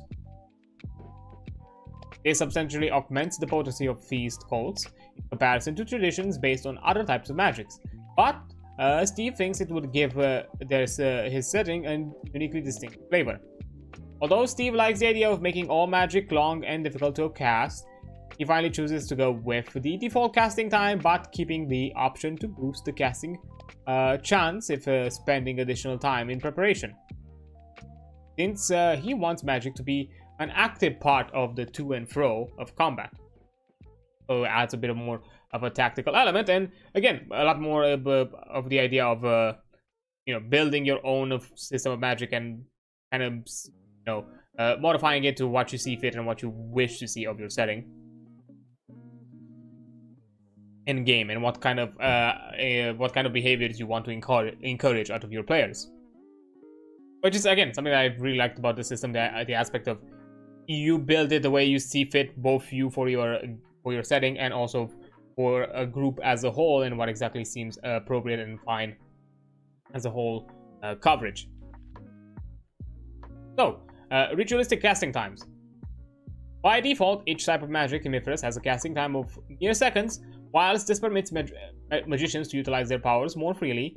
Especially in combat situation, it can pose some problems when trying to replicate the feeling of extreme effort it often takes for magic to be cast in some genres. There are several methods of handling this issue. Grant casters the ability to roll an easy skill check if spending 1 minute in preparation, or very easy if spending an hour, but only for the purpose of casting the spell, and any subsequent resistance checks. Increase the default casting time from turns to rounds, minutes, hours, or even days instead. So make magic even harder to practice. As above, but in the rest, allow magicians to speed up the casting at a skill penalty of 1 difficulty grader per time frame advanced. So, you can have multiple of these or just a few of them depending on how you feel like it. Some of them could be things that you can adapt on the fly if you feel like that's something that the player really wishes to kind of do in the moment. Of course, ritualistic casting times need to be not to universally apply to all magical disciplines, which can grant one type of magics a significant speed advantage over others. For example, sorcery and animism could have their base casting time increased to minutes, whilst mysticism remains unmodified. This will have a significant effect on the campaign setting, but can create some rather unusual yet entertaining twists in how magic is utilized. In general, increasing the length of casting times will turn magic into a more thoughtfully applied tool rather than a method of applying greater firepower, and encourages careful planning. It can generate a huge amount of atmosphere, especially if the magician must augment this preparation time with the inscription of a magical sigil, tossing the powder of powders, use of ritualized objects, or even singing and dancing. Game Master should take care when applying ritualistic casting times, although it can add ambience to a setting. Players with magic using characters may feel hampered by increasing preparation time. Some magical abilities may lose a degree of applicability if they cannot be cast near instantaneously. So yeah, you should also probably be careful on what exactly you're offering and trying to design here, because some abilities, depending on their effects and powers, might not be worth the investment in time. So it could also, as mentioned there, the way you could also have it widely applied across general magical types. You could also have it a bit more exclusive across certain forms of magic, or maybe if you want to go a bit more granular, you can just modify the casting time of certain spells to feel more akin to what you want to envision. As you mentioned there, you create your own spell list, you don't necessarily have to have all the spells available to the entire group. And next, magical energies. Although knowledge of magical powers may be relevant in a setting, it does not automatically follow that the magical energy required to invoke them is as widespread or even available. Having the skills to transform a man into a leopard is useless if you do not have the energy to cast the spell or request the miracle from the gods. Whilst every character has an attribute known as magic points derived from their characteristic power, this merely represents the capacity to hold or store magical energy, not necessarily the ability to generate their own. Of all of the considerations required to tailor Mythras magic to a campaign setting, where magical energy comes from and how to recover it is perhaps the most important. It is the element that will truly balance out how powerful your magic are and how often they're going to be used. Because, you know, if you have a limited resource that can be obtained slowly, is different than having an almost boundless source of power, but that can also be used widely spread. So, you know, it totally shifts the power balance of magics and how exactly you consider what magics to cast, more than just simply casting times and anything else of the sort. Where do magic points come from? Magical energy should come from a particular source as defined by the campaign setting. The following options need not be generic. For example, sometimes magic might require particular sources different from each other. Also, the setting might permit a few sources to be used in combination, so there are several methods of gaining magical points. So, as examples, you have the self, the simple and most convenient source of magic points. The characters generate their own magical energy. Sacrifice. Magical energy is harvested from the sacrifice of living creatures. Magical locations. Magic is unnaturally produced at foci such as ley lines, temples, and the like. Destruction of an inanimate object. Magic may come from the ethereal or mineral substances of limited supplies. Gems, for example. Consumption of a substance. The consumption of a particular herb, narcotics, or animal products may provide magical energies. And veneration. It is a similar manner to the worship of gods. Magic points might be provided to individuals who tap or become the focus of organized worship. Characters must have access to the source of their magical energy to be able to regain expended magic points. If they do not, then points used in the process of casting spells or using magical abilities cannot be regained until the source is obtained. So we can also go into the idea that you might have some sort of innate source of magic, but it's fully finite, and until you master a way to replenish it yourself, you're not going to be able to use more of it, which plays pretty well into having like occasional kind of like this emergency sort of moments where maybe a player can obtain some sort of scroll or magical ritual, and in a moment of emergency they can utilize a spell. And probably here, similar to some of the other how it was mentioned with the other ones, depending on the type of magics, you might have different forms of obtaining that magic. So the way, you know, a theist obtains their magic could be different from how a sorcerer does it. Go on. Self. Here the character attracts and stores magical energies from the world around them. Recovering magic points is simply a matter of resisting and letting their bodies absorb the natural magical emanations of the world until their points are restored. They need to do nothing else. This has been considered the default source of magic points in other games, but game masters should not feel limited by it.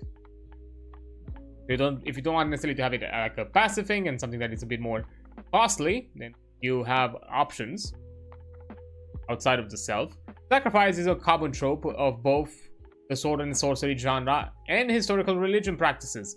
It requires a ritualized death of a victim to produce a number of magic points, which can then be set to an otherworldly entity such as a god, spirit, or demon in order to propitiate them. Or the magical energy can be absorbed by the person performing the sacrifice. The amount of magical energy produced by such an act is an important consideration. Traditionally, the most minimal sacrifice are livestock animals, whilst the most potent are sapient beings. With that in mind, Mythras assumes as a default that the amount of magic points harvested by a being's death is equal to their power. This can be raised or lowered as deemed fitting for the setting. So, you know, if you want to kind of like balance it out and you feel like certain sacrifices offer too much power, then you have the option. How many magic points for sacrificing A? For example, sacrificing magic points are a perfect way to represent transference or generation of magical powers in many historical or gritty sword and sorcery settings. Using this method, however, will prompt the frequently asked questions: how much magic is this creature worth? As a general rule of thumb, game masters should treat tiny animals, especially those which can be raised en masse, such as doves, as capable of producing a single magical points. Small animals like snakes and cats only generate a 1d3 magic points. Medium-sized creatures as goats, pigs, and so on produce 6. And large animals as cows, bulls, and horses 2d6. Only truly huge magical or sapient creatures provide 3d6 magical points or more. Yeah, through this way you can also gauge how many points you can obtain. And I'm guessing the statistic of power determines how many dice you need to roll. For example,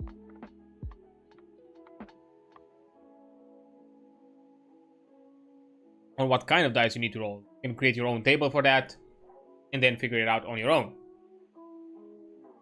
It's deemed necessary. Although at face value this may appear to provide a boundless source of magic points, there are several important limitations to keep in mind.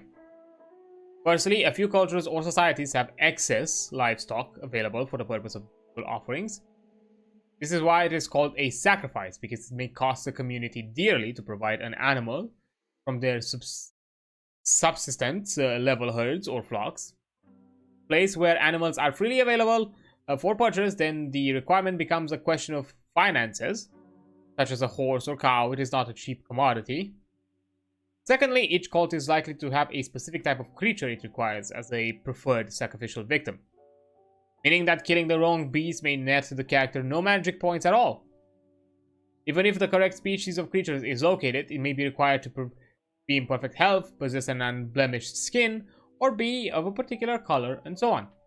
Once these factors are taken into consideration, it is doubtful that adventuring priests, sorcerers, and shamans would travel about with a string of such animals in tow, which will require care, feeding, guarding, and so on. So even in the situation where maybe some players are like, okay, I'm just gonna go with my own herds, okay, but you have to manage those and keep them alive, because if they die for any other reason but sacrifice, you ain't getting those points.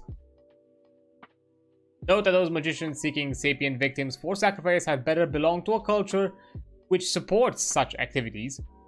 Needless killing of prisoners or slaves for the purpose of invoking magics has dark connotations, especially when magic is used for personal gain rather than being intended for the care and protection of the community. Yeah. Another example is, general selfish act of, using sacrificial magics compared to the benevolent option, selfless option. But we can also weigh in those, how powerful those are and what exactly you can benefit. Like maybe you can do a sacrificing ritual where you get magical points, but maybe you can add a restriction to it. Oh, you did this in a selfish kind of way, or from part of a creature that does not benefit for the wider purpose. You get these magical points, but these magical points can only be expended for selfish magic, so nothing that benefits the other. Or if there is a magic that also allows either you or someone else to benefit from something, you can only choose the selfish option instead of the selfless one. Like for example, if you have a heal ability that allows to heal either you or someone else, you can only choose to heal yourself, and with those amounts of points. So then, magical locations.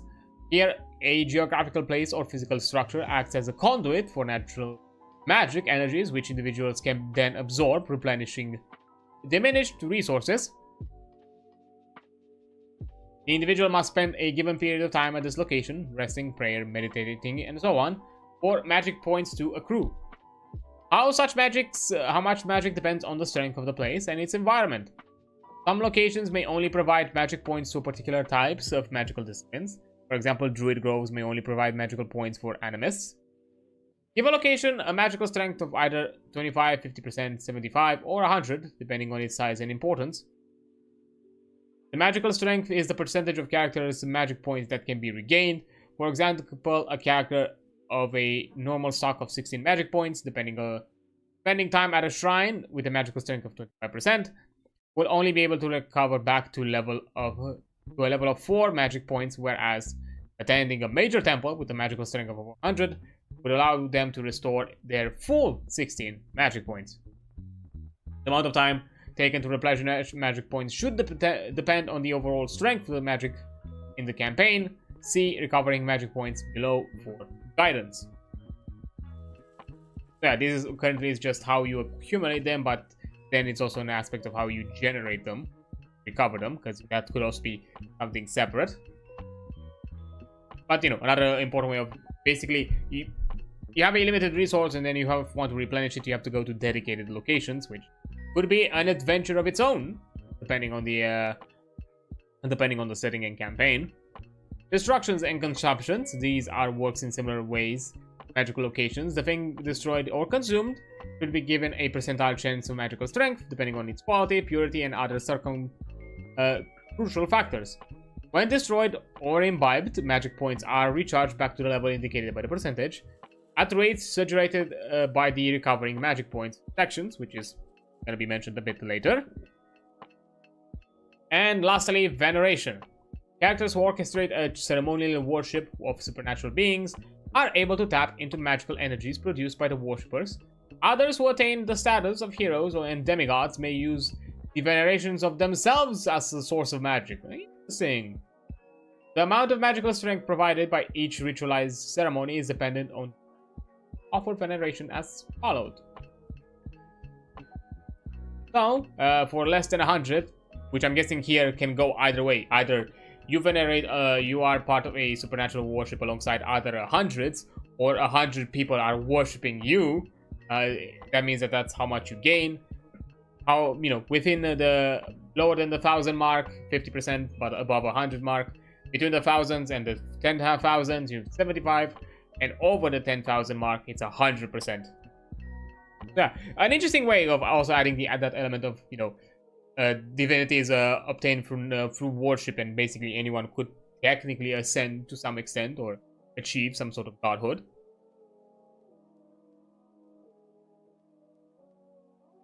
And this could also I like this one because it can also kind of create this interesting aspect, the concept of worshipping a lesser god, and depending and where even there, like depending on how you worship that lesser god, they might be able to offer you just a part of how much they can obtain themselves.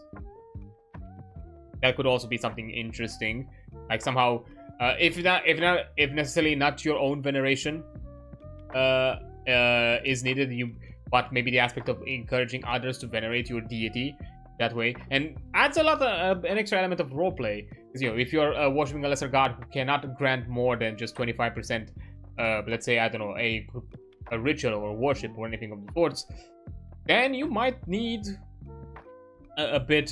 You might need to, you know, convince, indoctrinate, convince. Either convince or indoctrinate others in your own cult of worship, which can add some interesting roleplay elements of convincing more people to worship. That could be a goal of the campaign for some characters that may be of a certain deity. Yeah, that's actually kind of fun. And you kind of like can put them on a certain like veneration list. I kind of like that. Honestly, like the more, you know, I really like some points where like how Mythras kind of embeds aspects of the world building within some of the rulings and concepts and systems, and how you can build a very in-depth game and system that has a lot of the decisions of how the world works and how exactly that reflects into your characters and what you are capable of as a character. I like that a lot about this game system. Then you have recovering magic points. Now that we've talked about how you can obtain them, how quickly magic points returned is vital to the feel of a campaign. Rapid return allows potent powers to be thrown about with impunity, whereas slow recovery makes each act of magic an important decision and rare occurrence. Only some sources of magic points permit natural recovery, self-locations and veneration, for example. These assume complete rest, comfort, and the freedom from threat or stress. Camping in an occupied dungeon or resting in the wilderness during the depths of the winter would prevent recovery, whereas returning to somewhere safe and sheltered like an inn would permit it. So, as examples on how often you can obtain a magic point back, you can obtain 1 magic point per hour for good, which is good for magic-rich campaigns, 1 magic point per day, good for medium magic campaigns, and 1 magic point per week is good for low magic campaigns. And I'm guessing this you can then accumulate it as part of your rest. So depending on how long you rest in a day, that's how many magic points you can have. And depending on, you know, other modifiers, you can then that total amount also accumulates to other aspects. For example, if you are if you go with the veneration option and you are high magic, if you are of a lesser god, you get 1 magic point per hour. Your total of magic points per hour is cut by the general veneration of that deity. So even after 8 hours of sleep with 25%, that only is 2 magic points per day for a full 8 hours rest, compared to the whole total of 8 if you worship a deity of 100. Magic points return to a particular conjunction. This option is perfect for settings with strong celestial or religious over. The magic points of a source only being available at specific times, such as those tapped from veneration occurring on holidays sacred to that god, or magic from a megalithic stone circle flowing when the moon is full. Yeah, you can maybe even mix and match, depending. Whilst medium or low magic recovery rates appear to be crippling for players of character magicians, they do emphasize the rarity of magic in some genres. On the other hand, they offer a balanced game when characters have access to some sort of a potent spell. In fact, slow magic recovery and low magic of a low magic campaign is preferred for campaigns involving antagonists armed with deadly magics, allowing the characters to survive the wrathful persecution of, say, a sorcerer, if after casting a couple of powerful spells, they have to recover for several months before trying their diabolical magics again. You can even have something akin to like a villain of the week, or month, or whatever, depending. Magic points from other sources can be recovered by performing a ritual sacrifice, formal destruction, or certain objects, or the relaxed imbibing of the other substances. Those acts in themselves should require at least an hour of effort, unless the magician wishes hasten the experience and risk the loss of magical energies generated. Could also be a factor. But yeah, again, it goes into the same idea. You can mix and match. You can have a passive form of regeneration, depending on how high the magic's, how high of a magic campaign you are. But you can have also other elements of how often you can generate magical points. Those acts, so yeah, really interesting. So you can really customize how all of these aspects work, and it can make a very intricate form of system. But again, kind of have to take into account the fun of it, and not necessarily to make it more as a handicap than necessarily as part of the storytelling. So yeah, offering options, offering ways to obtain those powers and magics is gonna be interesting. This definitely kind of gives me some ideas to kind of how to out or like sketch out some concepts. I have to look into it. in the future. Then you have the rule of recovery. As a general guideline, it is suggested that characters cannot recover more magic points than what is naturally produced by the local environment for their last recharge. As a character who rests as a magical location which can produce 50% of its magical strength cannot visit several of these places in succession in order to completely regenerate their magic points.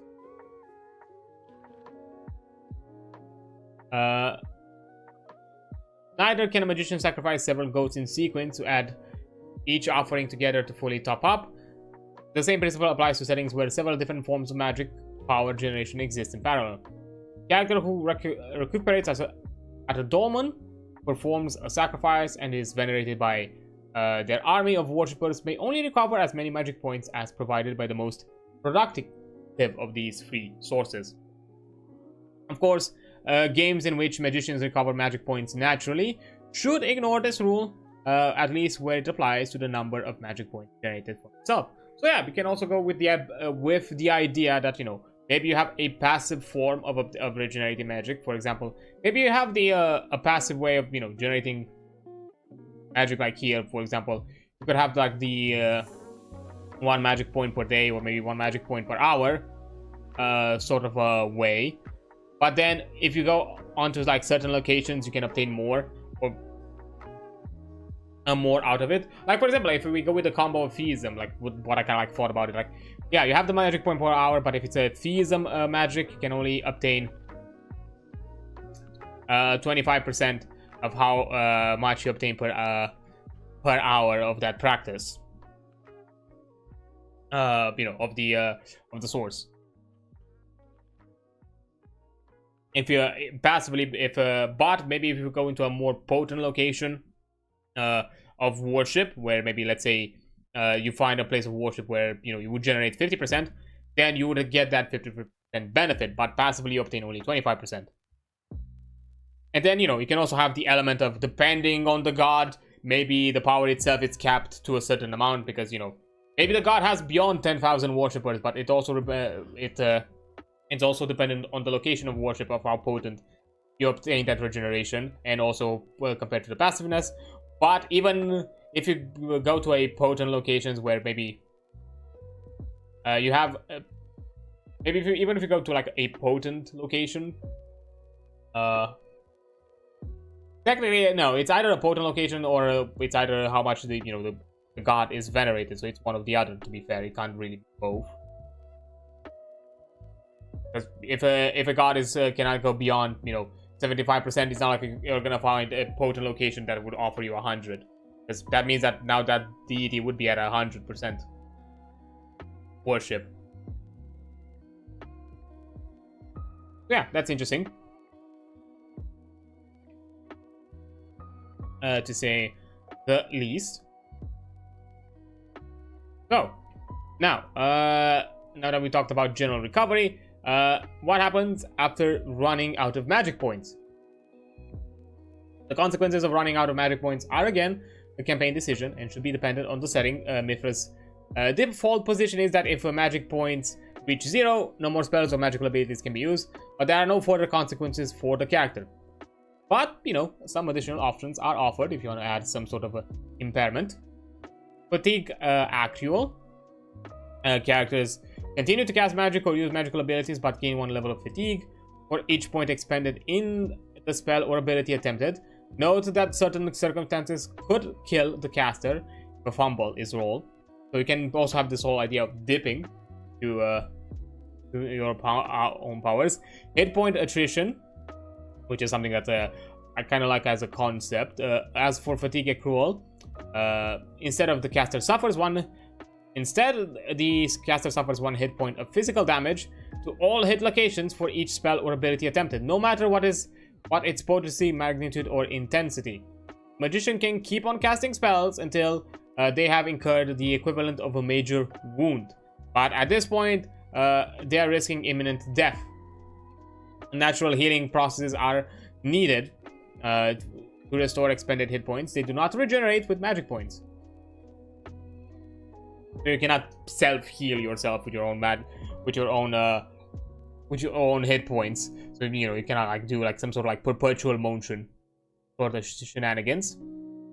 Unconsciousness. Upon reaching 0 magic points, the character automatically falls comatose and remains that way until at least 1 magic point has been regained. Depending on the source of magic points, this might mean the extended periods in a coma, or eventual death if not cared for the interim. Yeah, this one is a bit definitely more on the grittier options. And also willpower. Upon reaching 0 magic points, the magician must make a successful willpower roll to remain conscious. They are not prevented from trying to cast a new spell, but each subsequent attempt requires a new willpower roll at additional difficulty penalty. Thus, the second check is hard, the third is formidable, and so on. Magician fails, they collapse into unconsciousness for a number of days, up to the number of willpower checks taken. So, if falling the third check, it would be 1d3 days of unconsciousness, and so on. You also have endurance or die. Reaching 0 magic points represents the exhaustion of the life force. Magician must make a successful endurance roll or die. Their psychic reserves having been spent completely. If the magician rolls a critical success, they regain 1 magic point immediately, even more deadly than the unconscious one. These options, of course, can be mixed and matched if the game master desires, granting any number of custom variants that lend a unique feeling and character of how magic manifests itself in the campaign. Yeah, maybe some sort of maybe hit point attrition could be an aspect of theism or sorcery, where you can where you utilize your own lifeblood as some sort of catalyst to worship. Willpower could be something akin to animism or folk magic, because it's more connected to the self. Was it animism or mysticism? Sorry, willpower could be more a mysticism and maybe even folk magic if it's something more innate to the self. And you know, some other ones as well. Maybe even fatigue could be more of a theism thing. Maybe theism and animism could be more of a fatigue, where you appease the spirits, but at the cost of your own general energy. And hit point attrition could be some sort of like element of risk reward, where maybe certain theisms, depending on the worship, could offer you this if they are more of the sacrificial sort of a deity or god. Or maybe some aspects of sorcery could allow you to utilize your own blood as a final option to and catalyst to your powers. And who knows what other sort of like mix and matches. Of course, I'm not necessarily saying to go with the hardcore extreme ones where if you're immediately at 0, you go unconscious or die, because you know those are rough. Definitely, those are rough. But you know, you have options and abilities to kind of pick and choose. That's nice. And honestly, I do like it. It makes I like how this system offers you a ton of options, and you can build the concept of magic that you want to do. Maybe even mix and match different aspects depending on what kind of magics and how exactly you want to represent those magics. Yeah, maybe mysticism could be something more internal, and you have like willpower, and maybe because it's more inert, it's more about the self. It could maybe work more as magic points per hour, and then in necessarily in other ways.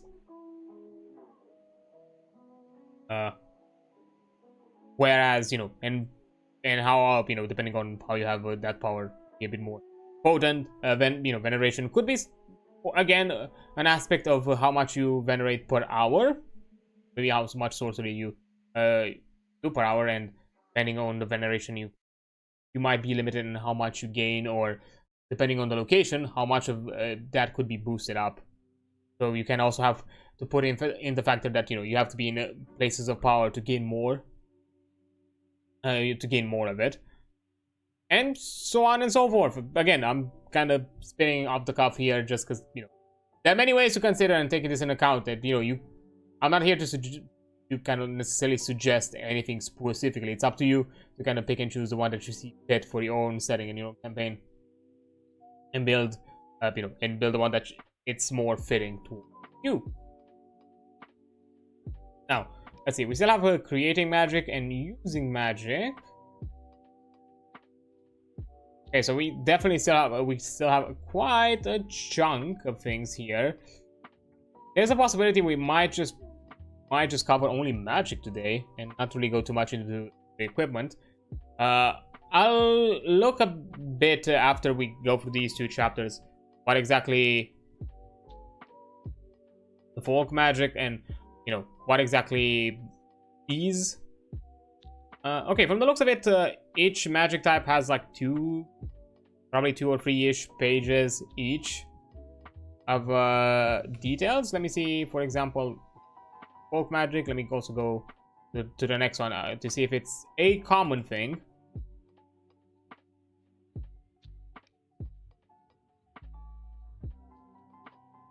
Two-ish.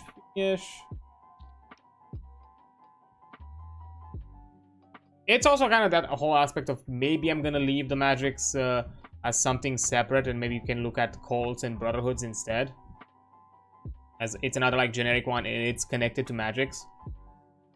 And after that, depending on how we are doing with time, we might be able to look at equipment and game systems, other shenanigans of that sort as well. Sorry, that's the wrong page. Yeah, I think I'm probably gonna keep these for something for you to look at, and today we are only gonna cover the generic aspects of magic, because it's a lot. And as I said before, I'm not here to kind of cover the entire book in its totality and show you every nook and cranny of this book. I also want to encourage you to support the creators of this RPG and buy the book yourself, the PDF or whatever form you want, and look at the inner depths and inner details on your own accord. And to be fair, considering that this game system kind of requires to customize and create your own aspects of magic, culture, character creation, and so forth. Like, it's very ingrained in creating your own world and your own game with this as a framework. You kind of need the book. Like, I don't think having this out here to kind of like to immediately cross-reference every time is like the best option to go with. Yeah, that's even by the way it's structured, you're gonna need the book anyways. But anyhow, I'm gonna take a quick break as an ad is about to come up in a minute or so, and I will return after the break, continue with the magics, and after that probably talk about a bit about like cults and brotherhood, and probably be done for today, and then we'll return. So yeah, I'll see you a bit. Okay, there we go. Let's continue. So we talked about like general aspects of magic, and how to obtain it, how to obtain the powers to cast such magics, so on. Now let's talk about the general relations between characters and their magics. Mythras does not automatically assume that everyone can use magic, or even if they can, have access to it. Magic is not a right, and nor should it be. Giving any skills in magic usually requires following a career that teaches it as a specific discipline. This is certainly very true of the higher magical paths such as animism and sorcery. It may be possible for characters to have a smattering of folk magic spells if this fits the setting and the level of magic within. Generally, magic should be something to be marveled at, respected, and feared. It's not necessarily something that you're gonna throw out there and have everyone have access to it. If you really want to keep that kind of higher status of what magic is, and not just some triviality like any other aspect of the world. So, becoming a magician. Unless magic is ubiquitous within the campaign, not all characters begin with the knowledge or capability to perform magic, as can be seen in the careers and development chapter. Specific skills required to learn magics are by default restricted to certain professions. Of course, that need not be the case in all settings, but it works as a general guideline. There are a number of deliberations a game master must work out prior to allowing magic using characters to be created. Is the ability to use magic restricted in a to a particular inborn gift? If so, does the gift need to be nurtured during childhood to bring it to fruition, or can it be trained at any time in life? How extraordinary is the gift? Is it commonplace or ultra rare? Does possession of the gift grant instant access to a particular cults or brotherhoods? Are those that bear the gift persecuted if they do not engage in formal training? If formal training is unavailable, can magicians teach themselves? Then, if magic is available to anyone provided they have the knowledge, then do cults, brotherhood, and so on restrict access to it to preserve their own power base? Is membership of such an organization restricted to a certain social class, career, culture, and so on? How far is magic taught by the culture and the character belongs to? So on. So yeah, you have certain paths and option in how to consider it both innate and learned forms of magics. For the Game Master Saga, continuing with his theme of sword and sorcery, Steve decides that magicians are rare and exalted, requiring specialized training from childhood. Access to higher magical powers is restricted to a character that pursues a magic profession. Specifically those who take mystic, priest, sorcerer, or shaman careers. However, he likes the idea of folk magic being somewhat more commonplace, but restricted to those who devote themselves to a specific cult or possess a mentor willing to teach them. In his game, the three main players are Anathame, Kara, and Mew. As part of her backstory during character generation, Kara began her adolescence life as a sacred dancer in the temple of Mythras, where her natural affinity with the gods was recognized. So she was trained to enter the priesthood, permitting her access to theism. Mew was born a mountain nomad under the constellation of the Jackal, nominally a lowly caste of hunter-scavengers, but blessed by a lunar eclipse and the falling of a 7th star. This auspicious astrological sign destined him to be educated as a mystic of the Path of Shadows. Of the three, only Anathame starts with no magical skills, having trained since childhood to be a great warrior as her father. Since she did not begin the campaign as a professional magician, she can never adopt any of the higher magical arts, but could still learn some minor folk magic charms if she finds the right cult to join in. So yeah, some could be more in-depth character aspect of a backstory, while others could be later character choices in the future, but maybe not necessarily as in-depth as the train from birth, train from young age, or gifted characters would have. So, starting magics. Characters permitted to learn magic start with knowing a number of abilities, spells, miracles, spirits, or talents, based upon the value of the appropriate magical skills in that tradition. Binding, devotion, folk magic, invocation, or mysticism. Once the game begins, they are restricted in what additional abilities they can learn and when they can learn them. At character creation, a magician character knows one relevant spell or ability for each 20% or part thereof she has in their magical skill. So for every 20%, you get a spell within that knowledge tree, meaning that you can get at best 5 spells, maybe 10, depending, because you also have some where you have some magic practices where you can learn both. You can learn 2 types of casting, or like two skills related to casting. So maybe, yeah, so I think 10 might be higher. To be fair, you can also go above 100, so it's not necessarily just 10. But if we go with the the usual the expected 100 being kind of the highest investment for skill, then yeah. So learning new abilities. Once a character enters the game, learning further abilities must be paid by the investment of experience rolls and a commensurate amount of study time. As previously mentioned, game masters may wish to limit the availability of certain abilities according to cult rank, ensuring that characters learn the secrets of their path in a particular order, and withholding the most potent abilities until the cult deems them responsible enough to be trusted with such knowledge. The values provided in the table are merely suggestions. These can be changed if necessary, depending on the flow of experience rolls permitted. Since they are important advancements both to personal power and progression within a tradition, their cost should be significant investments.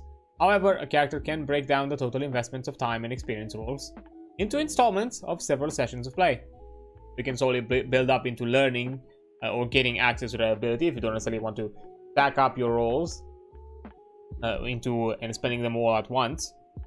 At some point, magician, so that way you can do like some side investments. So maybe you put a bit of your experience rolls into learning a spell, but then you put other ones into like some direct, immediate improvements. Yeah, at some point, magicians' characters are likely to have learned all the abilities provided by their cult, school, or path. Depending upon the game world, this needs not be the end of their magical development.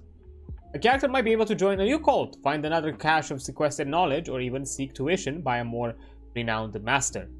Such efforts require the starting of another skill specific to the philosophy of the new tradition. And here it mentions the experience rolls, amount, and time cost. So folk magic being lesser, it's usually 3 rolls and 1 week. Animism, it's from animism to theism, it's usually 5, and all of it would take around a month to learn a new one. So it's quite a heavy investment. But as mentioned before, even if you reach your peak, you can still learn new tradition to obtain new powers. So learning a new tradition, nothing prevents a character from joining a new tradition, provided that the new tradition uses the same magical discipline. For example, a theist cult can only join other theistic tradition. There is no antipathy between the new tradition and any others the characters may have already be a member of. So if they're not really at odds with each other, and the game master is willing to permit the character to join a new tradition. Maybe that's something that you maybe prefer to keep it to a certain degree of power level for the magic casters and not necessarily put them at a too high level. That can also be understandable. This assumes that magic cannot simply be learned by anyone who decides to start studying it. In this case, there may be no restriction to joining traditions which teach new styles of magic, save for the usual conflicts of interest. Game Master should be aware of characters learning multiple magical disciplines if this does not suit their campaign settings. In general, it takes 6 months to dedicate study and the permission of its highest ranking masters to gain a new tradition at its base percentage, and whatever initial spells or talents the student is capable of learning. This costs the same amount of experience rolls as would normally be required to learn whatever new professional skills are necessary for that tradition, plus the cost of each spell learned. So yeah, it's a higher investment of cost in general. So if you start with maybe multiple spells as a baseline, that means that you have a higher investment in it. And then usual, if somehow, for example, you're choosing a tradition of a higher level, but that also requires higher investments, then maybe learning a new tradition, but it begins at a lesser level, maybe the same way you began your initial original main one. Also, creating new traditions, some characters may wish to create their own religious or totemic cults, sorcery schools, mystical paths, or any other type of tradition they conceive of. Existing traditions are complete philosophies and cannot be added without tremendous research and effort, which will probably be resisted by the status quo of their masters. However, new traditions can be created with fewer problems, although progressing in these manners is inherently more expensive in time and effort than following an existing one. Thus, it can sometimes take years, if not a lifetime, of dedicated practice to formulate a new tradition in comparison to learning an established one. Yet, a practitioner who creates a new tradition would be its grandmaster and founder, ever remembered for their efforts. So, as mentioned here, whenever you add an ability, the amount of months increases and the amount of experience rolls. So, for the first ability, it's 3 months and requires 7 rolls. Then you have 6. Then for the second one is 6 plus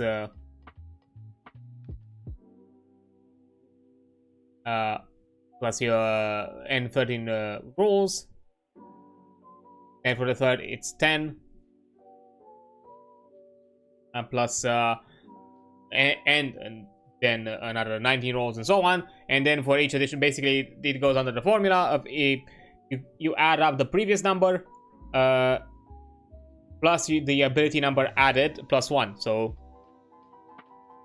it has a kind of very specific like formulation that it basically gets exponentially higher.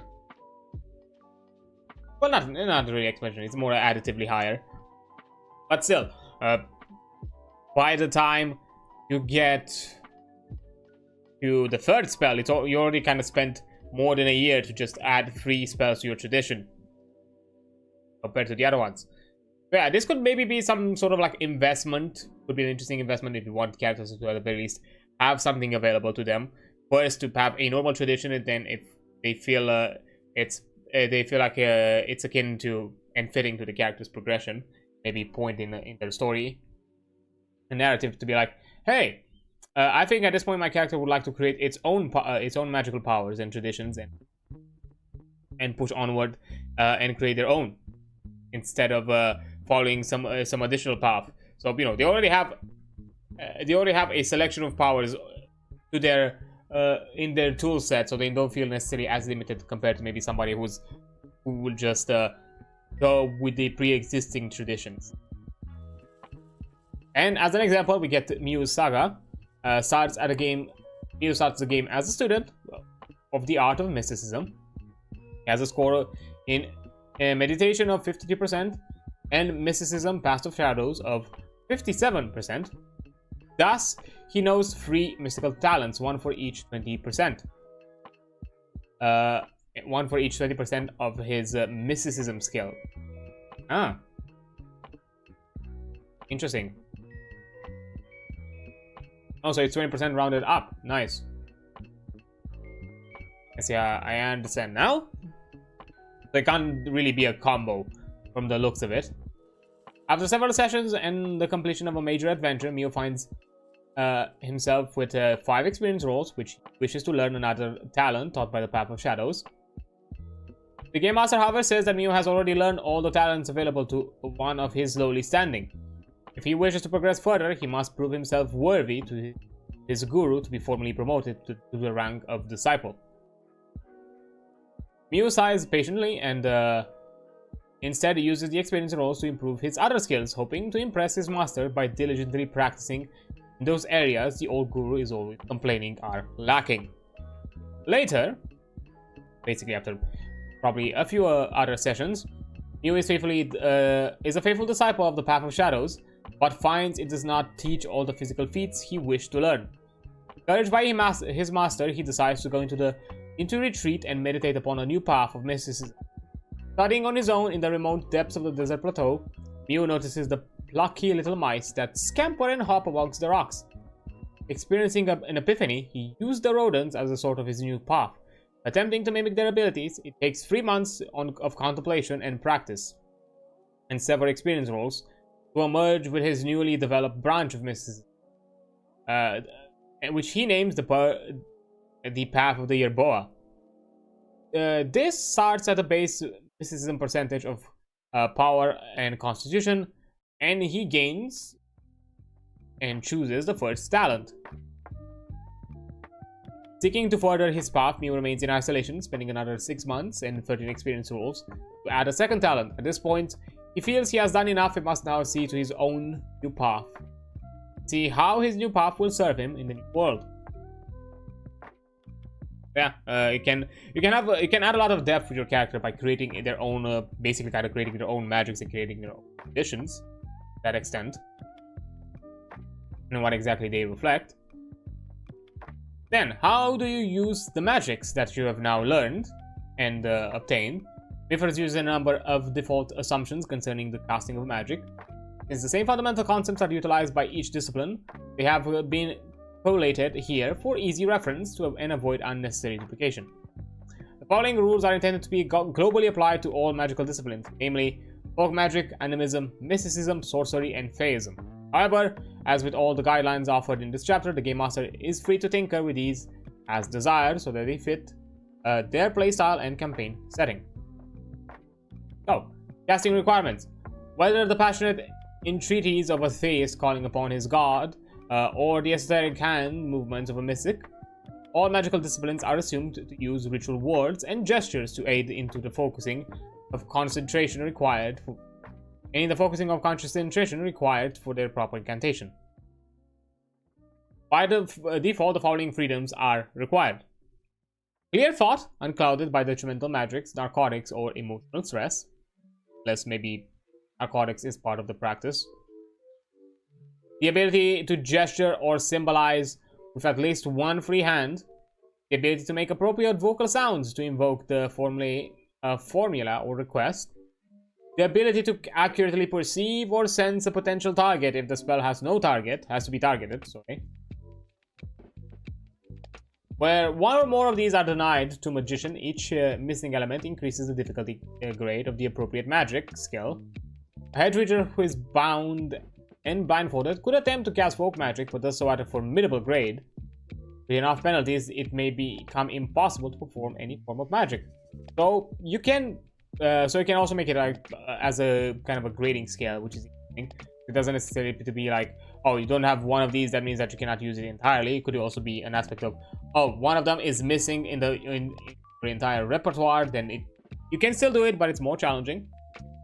Maybe you're gonna even have some examples where in certain cases maybe you do not need certain acts. For example, maybe if you go with mysticism and you prefer something a bit more and being a bit more of a mental and foci magic, you might not need the requirement to utilize vocal sounds. It's more about kind of like your body language and how you kind of evoke your powers from within.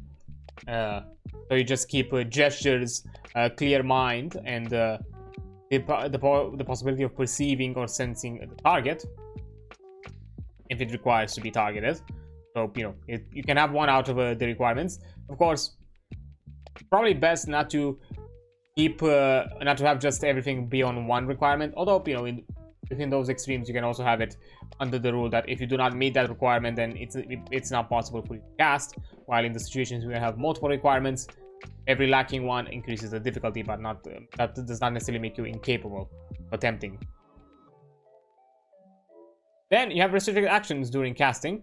Whilst performing magics, no matter what discipline, characters are unable to move at a maximum. Are only able to move, at a maximum of walking pace and perform a free or reactive actions. So while you're casting spells, until you finish the spell cast, you cannot do any other actions, but you can do reactive ones. Are mostly defensive, do not get damaged. Therefore, characters cannot attack any foes whilst preparing a spell or make any attempt to run or indeed perform any other skill. This reflects the deliberation needed to focus on the spell and channel the energy for it to have its desired effect.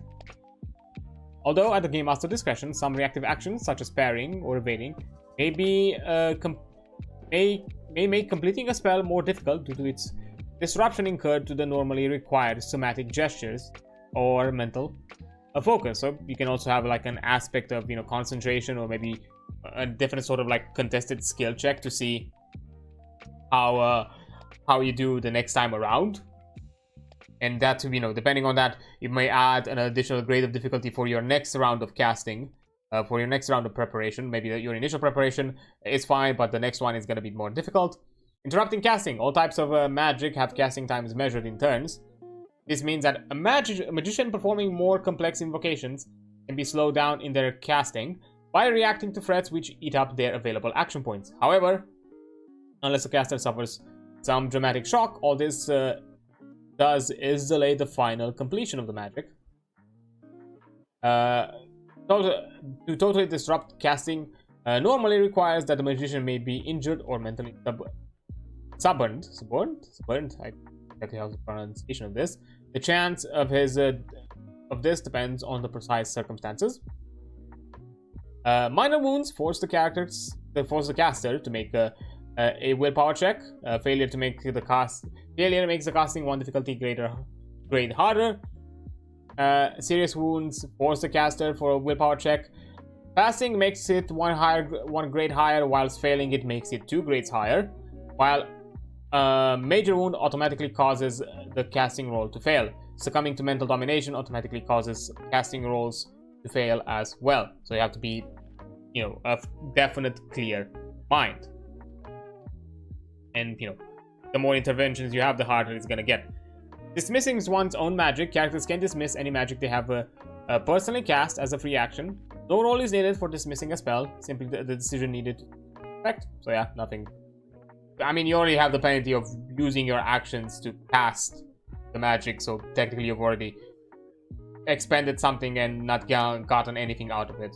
I don't think it's fair to make it more adding an additional penalty to this than already technically kind of wasting a turn by deciding no longer to doing it. Stacking magic. In all circumstances, a magic of different cannot be stacked together to produce greater effects. Thus, a false magic spell cannot add its effect to that is produced by a fierce miracle, for example. In addition, magic of the same discipline, which has similar purpose, cannot be stacked. So 2 weapon enhancement magic, such as Fire Blade and a Blade Sharp, cannot work together. So you do not make some overpowered fucking abilities or like fucking attack by buff stacking, I guess. So a bit of a balance here and there. In situation where 2 incompatible spells are in simultaneous existence, the magic with a greater intensity takes precedence, suppressing or subsuming the lesser magic. If they are of equal intensity, the newer magic replaces the previous one. So, which I'm guessing that also might, and maybe you're doing like a contested roll if you're somehow doing a negative effect with a benefit, like some sort of like buff of that affects a similar stat. Might apply this as well, but where they are of equal intensity, you do a contested roll instead. Then you have magnitude and intensity. These 2 terms are methods of describing the potency of magic. Magnitude is used to see how difficult it is to dispel the magics, whereas intensity reflects its level of effect. More detail concerning these terms is described for each discipline. Although intensity and sometimes magnitude are based upon the value of a magical skill, they are not modified by any difficulty grades applied to the casting roll. For example, an intensity of a sorcery spell is 1/10 of the sorcerer's invocation skills, no matter whether the casting roll is easy, hard, or even Herculean. So basically, the more powerful you and the more skilled you become as a sorcerer, the more intense your casting gets. So it's more about getting yourself more skillful than anything else. And finally, enduring magic costs. As a general rule, the magic points attributes or pool of a magician is temporarily reduced by the cost of all of his ongoing active magic. He's unable to start recovering magic points used to cast a spell until the magic is dismissed or expired. So while he keeps himself, while the caster keeps themselves under the effect of a spell of their own making, they cannot regenerate powers because they are basically channeling effort into keeping that magic active, which is not necessarily a state of rest or a state of calm. It's a state of higher concentration to some degree. So yeah, and again, a good way of balancing it all out. And that kind of concludes the general thing with kind of how magic works overall, which I do really like it. I consider that I like it how structured it is and how diverse and modular and kind of it is, and depending on the types, you can build it on your own way, how ingrained it can be with the world, within the characters, and within the practice, and you can really emphasize the practice as part of the mechanic, as we mentioned before, with the veneration, if it's basic, maybe the act of ritual and study, and how you can maybe even have like a mix and match of multiple aspects and multiple elements of all of these rule sets, and that way kind of create a more encompassing and more diverse and complex system of magic that does not necessarily have to follow a generalistic rule across the board. So certain given magics can work different than with innate magics, and learned magics can also work even more differently. So you can like split them into certain categories and make them a bit more interesting that way. But yeah, I honestly like it a lot. I think it's interesting and worth checking it out. But yeah, that kind of covers the general uses of magic. I think we're gonna look at this point, as I mentioned before, because we are really pushing into the hour. We're gonna go, I think, look at cults and brotherhoods to kind of get an idea of that as well, because it's also part of magics, and to kind of get a structured knowledge on how those work as well. Cults and brotherhoods, and you know, there's the inner details of folk magic, and animism, mysticism, sorcery, and theism is something for you to check out on your own time, and by acquiring the book yourself and the PDF yourself. So yeah, which I honestly, at this point on, the more I look into it, the more I kind of encourage you to do so, because it's actually a really good book. I like how in depth and detailed it is, and all the suggestions and guides it offers you to kind of create your own game and your own system with this as the basic you know, framework and foundation for your campaign and setting. But yeah, we are gonna go to cults and brotherhoods, because this is gonna offer us a few elements of how exactly all of this works, and how exactly to take in account, because, you know, it's part of the general magical you know, part of like the general magical elements. I'm gonna look a bit into it, just curious to see how deep we need to go. I know we don't necessarily have to go into examples.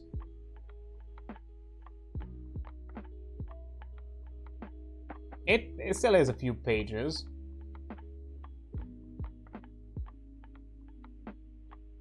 Left, so we'll have to see if we can cover it.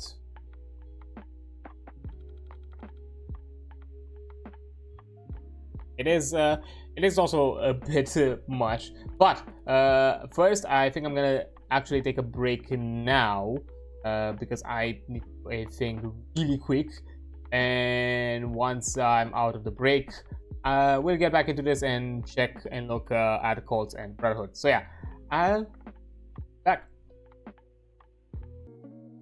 Okay, there we go. I'm back. Sorry about that. Something just had to be dealt with for a quick second. So yeah, I had to do all that. And I don't know why. I think it's just my Opera browser. For some reason, it's a bit wonky today. Most of my web pages like load really slowly, but just Opera, because I also use Waterfox for my usual shenanigans.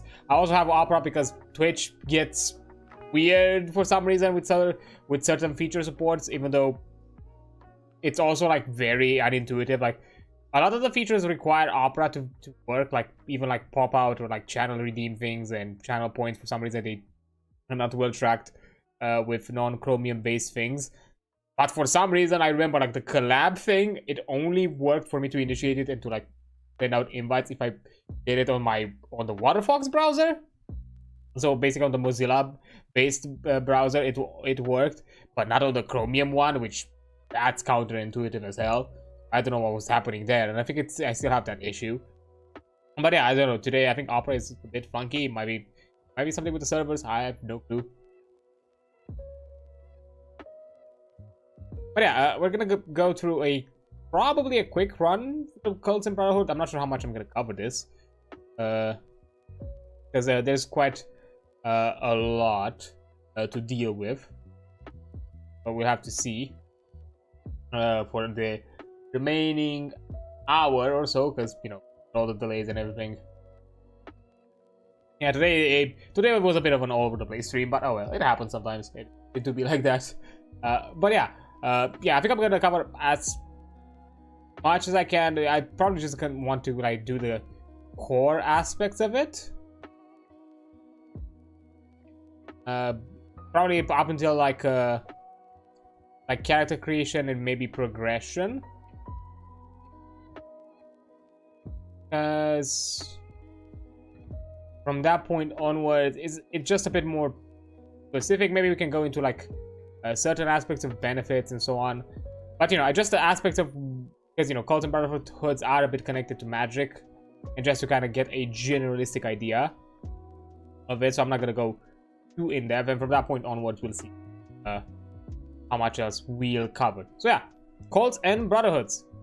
A defining feature of Mythras is its emphasis on membership of a cult, an organization channeling belief, behavior, and worship to facilitate community and character progression. As an evolution to this tradition, Brotherhoods have been included, being akin to cults with an emphasis on professional rather than religious or magical esoteric fellowship. Joining a cult or Brotherhood depends entirely upon the campaign setting. The Game Master need not include such organization at all, but to leave them out overlooks their potential as a tool to guide the character's development and creates bonds of social responsibility, camaraderie, and even passions, all of which can be used to craft plots and adventures within the campaign. If they are to be included, the Game Masters should weave cults and Brotherhoods deeply into the cultures of the world. They should be a fundamental aspect of everyday life, just as religion, social clubs, and professional guilds still are today. Membership of such organization molds the opportunities and contacts provided to a character, or conversely block advancements, and colors social opinion of them if they are not members. Thus, they can be a powerful tool to hinder or reward characters, and naturally provide a welter of plot twists to a game masters with little or no effort on their part. Yeah, it's easy to kind of build in reasons for players to adventures. If one of the bigger aspects is that they are part of a brotherhood with their own sets of goals that maybe even the player has kind of outlined and set up, and you're just out there to kind of like machinate, puppeteer those aspects that have already been preordained. So yeah, it can be a good way to kind of deal with it, and it also helps out a lot with kind of the if you just want to do something more of a session by session sort of development, or like mini arcs where you can simply just be like the current brotherhood or cult is interested in for you to do this kind of like bounty or job board style of campaigns where players jump in there, take quests. Maybe one day they take quests for a brotherhood for one character, while the next time they take for another, or maybe they go into an interweaving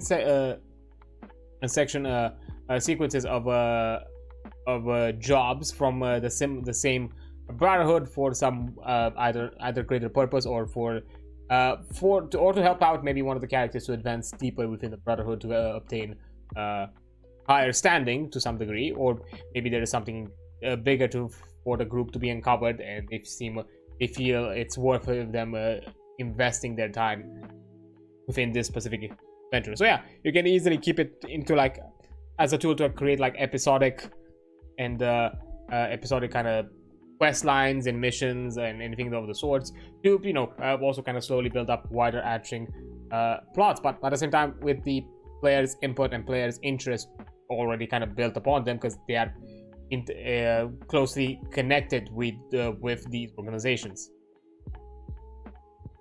Although the terms are somewhat interchangeable, cults are organizations which pursue active religious veneration or magical powers as one of their key features, whereas brotherhoods do not offer magical abilities, unless of course one creates a magical brotherhood, but compensate with other facilities and resources focused more on career development. Nothing prevents membership of several cults and brotherhoods unless they have been specifically denoted as being mutually exclusive in that setting. Both types of organization add depth and considerable opportunities for role-playing, and as we know from the real world, cults and brotherhoods and secret societies abound, a key part of human social development and belonging. Yeah, it is. It adds a lot to the character development and again, interest and roleplay opportunities as well. Now, to quickly detail these cults and brotherhoods, cults are the organization which provide a formalized method of worship or the teaching of magics. The nature of a cult is dependent on its focus of veneration. In Mythras, this reflects one of the higher magical disciplines: animism, mysticism, sorcery, or theism. Animists venerate the spirits and the spirit world. Mystics venerate a particular form of teaching which leads to greater understanding and enlightenment. Sorcerers venerate the sorcerous principles they practice. Theists worship a god or gods, hoping to achieve a deeper and more meaningful relationship with their deity. and so on. In most respects, all cults work in a similar way. A series of ranks in the cult mark depth of progression, knowledge, and achievement. The highest ranks lead and guide the lower ranks and are party to the cult's most formidable powers and deepest secrets. The lowest ranks generally provide support to the cult in return for mutual support, protection, and sometimes magical aid. Most never bother to advance up in the cult's ranks and are happy to stay there, having no aspiration towards personal greatness, but simply seeking a sense of religious or philosophical fulfillment. Yeah, at the end of the day, it's as in the past. Religion was also a way of kind of a psychological crutch to some extent, or kind of a like a not necessarily not just crutch, but also a way to kind of a mental ease, a way to kind of ease people to their life and existence and find some sort of content of the day-to-day. As you know, today we might have more also modernized options, varieties aside from religion, because religion can still be part of it, as you know, therapy and other aspects of the mind and science that can also be a mental crutch and a mental way to, you know, live your day to day. Because at the end of the day, religion to some form, it was also a form of mentorship. Hence, you know, to use a very, you know, paternal way of calling, you know, the priest father, as they were kind of like the third unaffiliated, you know, third party kind of parent, emotionally unaffiliated towards, you know, the person that asks for guidance. It makes sense. And that somebody's out there just wishing to be a guide and, you know, returning the favor as a sort of like exchange. Cults emphasize on faith, spiritualism, and philosophical practices. They are focused upon the metaphysicals. Cults offer access to magics, but usually restrict its teaching to more dedicated or professional members of higher ranks. However, those of the lowest ranks are normally permitted to petition senior members to cast magics on their behalf. Hope, you know, you have, at the very least, you have connections for somebody to help you out with, I don't know, maybe something like a resurrection. If that is something is akin within this setting. I'm suspecting there might be. Cult membership is very often open to all members of society, but the higher ranks are vocational in their own right. Thus, everyone in a tribe might be a member of the common totemic cult, but only those who dedicate themselves to the path of the shaman can progress up in the cult's ranks. Cults have often stricter strictures of their own on how their members demonstrate their veneration with regular service, ritual, festivals, and the like. And cults sometimes have restrictions about how and when they may be joined, and limitations upon later advancements. Membership may be limited to those of certain age, passing a particular rite of passage, being born to a certain caste, and so on. So there can be certain societal requirements and classes that might be needed. Cults are also usually an inherent part of communities and cultures subject to their social restrictions. As mentioned, here cults is not necessarily just a evil aspect of cults, because a religious cult, it's also a cult. Even like faithful religions, it's not. It got itself, the word cult got itself like more in recent decades, more of a or centuries, I would say, a more darker connotation. But cult as a whole is anything that is related to worship, be it benevolent or not.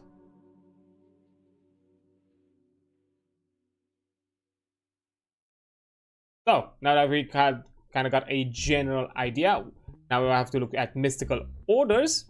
Mystical cults seek mystical harmony based on self-discipline, meditation, and deep contemplation. They orientate their teachings on philosophical concepts instead of supernatural beings. Although they often revere the original source of their learning, be that a god or a deified mortal. Thus, a mystical cult can be as much of a religion as a theistic cult, albeit the focus being on self-enlightenment or transcendence rather than direct veneration of a particular entity. For example, in case of sorcery orders, sorcery cults actively seek to understand, manipulate, and control the nature of the universe through research and study. Akin to mystical cults, the The order might associate itself with a deity, a demon, or a founder, but the personage is not the primary focus of the cult. At least not for the purpose of pursuing magical knowledge. They are more of a kind of a, not guide, but more of a mentor or a figure to strive towards. Or kind of like venerating their achievements. Somewhat more esoteric than other types of cults, sorcery orders are generally modest organizations accepting cultures which embrace sorcery in every aspect of their life. Kind of like, metrocracies kind of thing. Sort of like societies. Spirit cults venerate spirits and natural forces, such as ancestors, nature spirits, and elementals. Such spiritualistic worship can take many forms, from simple shamanism to exotic types of totemic worship. In many ways, spirit cults can be thought of as forerunners of pantheism, but with spirits instead of gods. Spirit traditions can focus on an entire family of a similarly or related spirit types, or on a powerful patron with spirit which provides lesser spirits to its people. And lastly, theist cults are those which worship a specific gods or gods. The number of cults and scope of each depends on the theist culture. Some societies venerate only a single god, which is monotheistic, whilst others venerate a group of deities known as a pantheon or pantheism. Individual gods might be worshipped across many different societies, but in different ways. The same hunter god might be worshipped by barbarians, civilized, and nomadic cultures, whereas the trade goddess is worshipped only by civilized communities. Cult structures can therefore become quite sophisticated and even complex. And technically there is also like an in-betweener, I forgot the name of it. I think it was like Hinduistic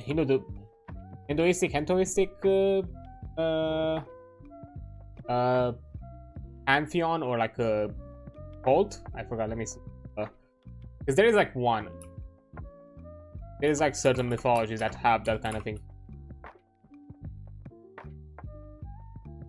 I know like there is one of them that is that kind of type of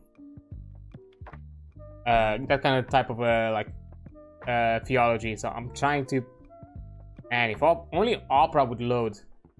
I don't know why it's so weirdly funky right now. It's something wrong with servers or something. I don't know. Because I think it's across Opera. Because I'm pretty sure like if I do it on my I do it on Waterfox. Yeah, it is instantly loaded. So I'm guessing it's an Opera thing.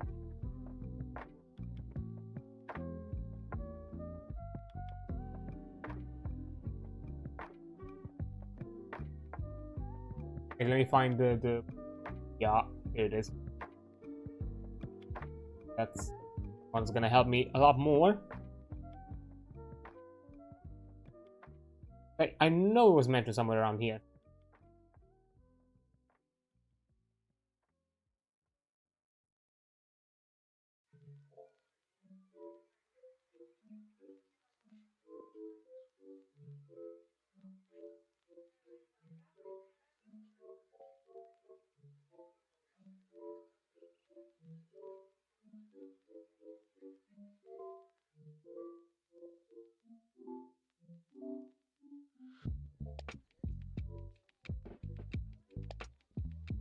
So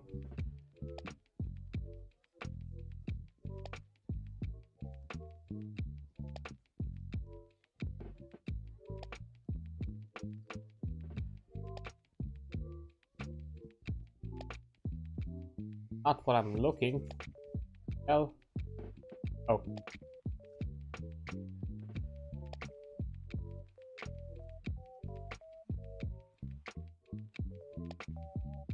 Fuck. I know this is like a weird ass fucking side tangent, but at this point I'm annoyed that I don't find the Google search that I'm trying to find. Some reason.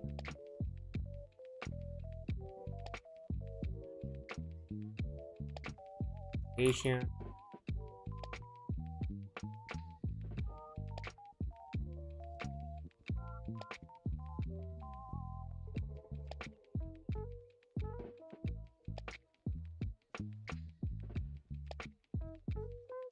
Doesn't look like the one that I saw before, and it doesn't mention what I'm looking for.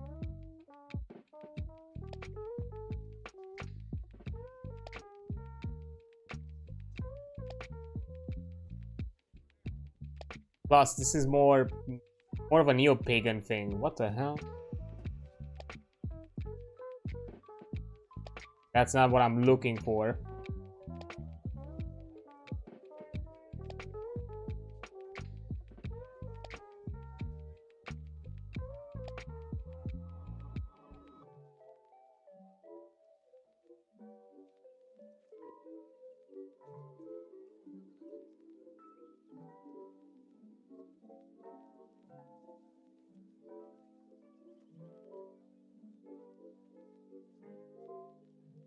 Yay. Sonic.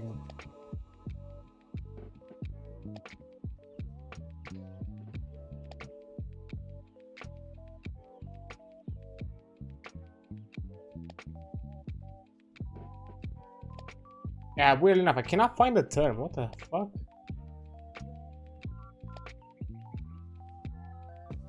Yeah, fuck it. I'm losing track at this point. I'm way off. I'm on a way off of the fucking tangent, and I'm not gonna continue on it because it's getting annoying, and it annoys me that I cannot find it for some reason.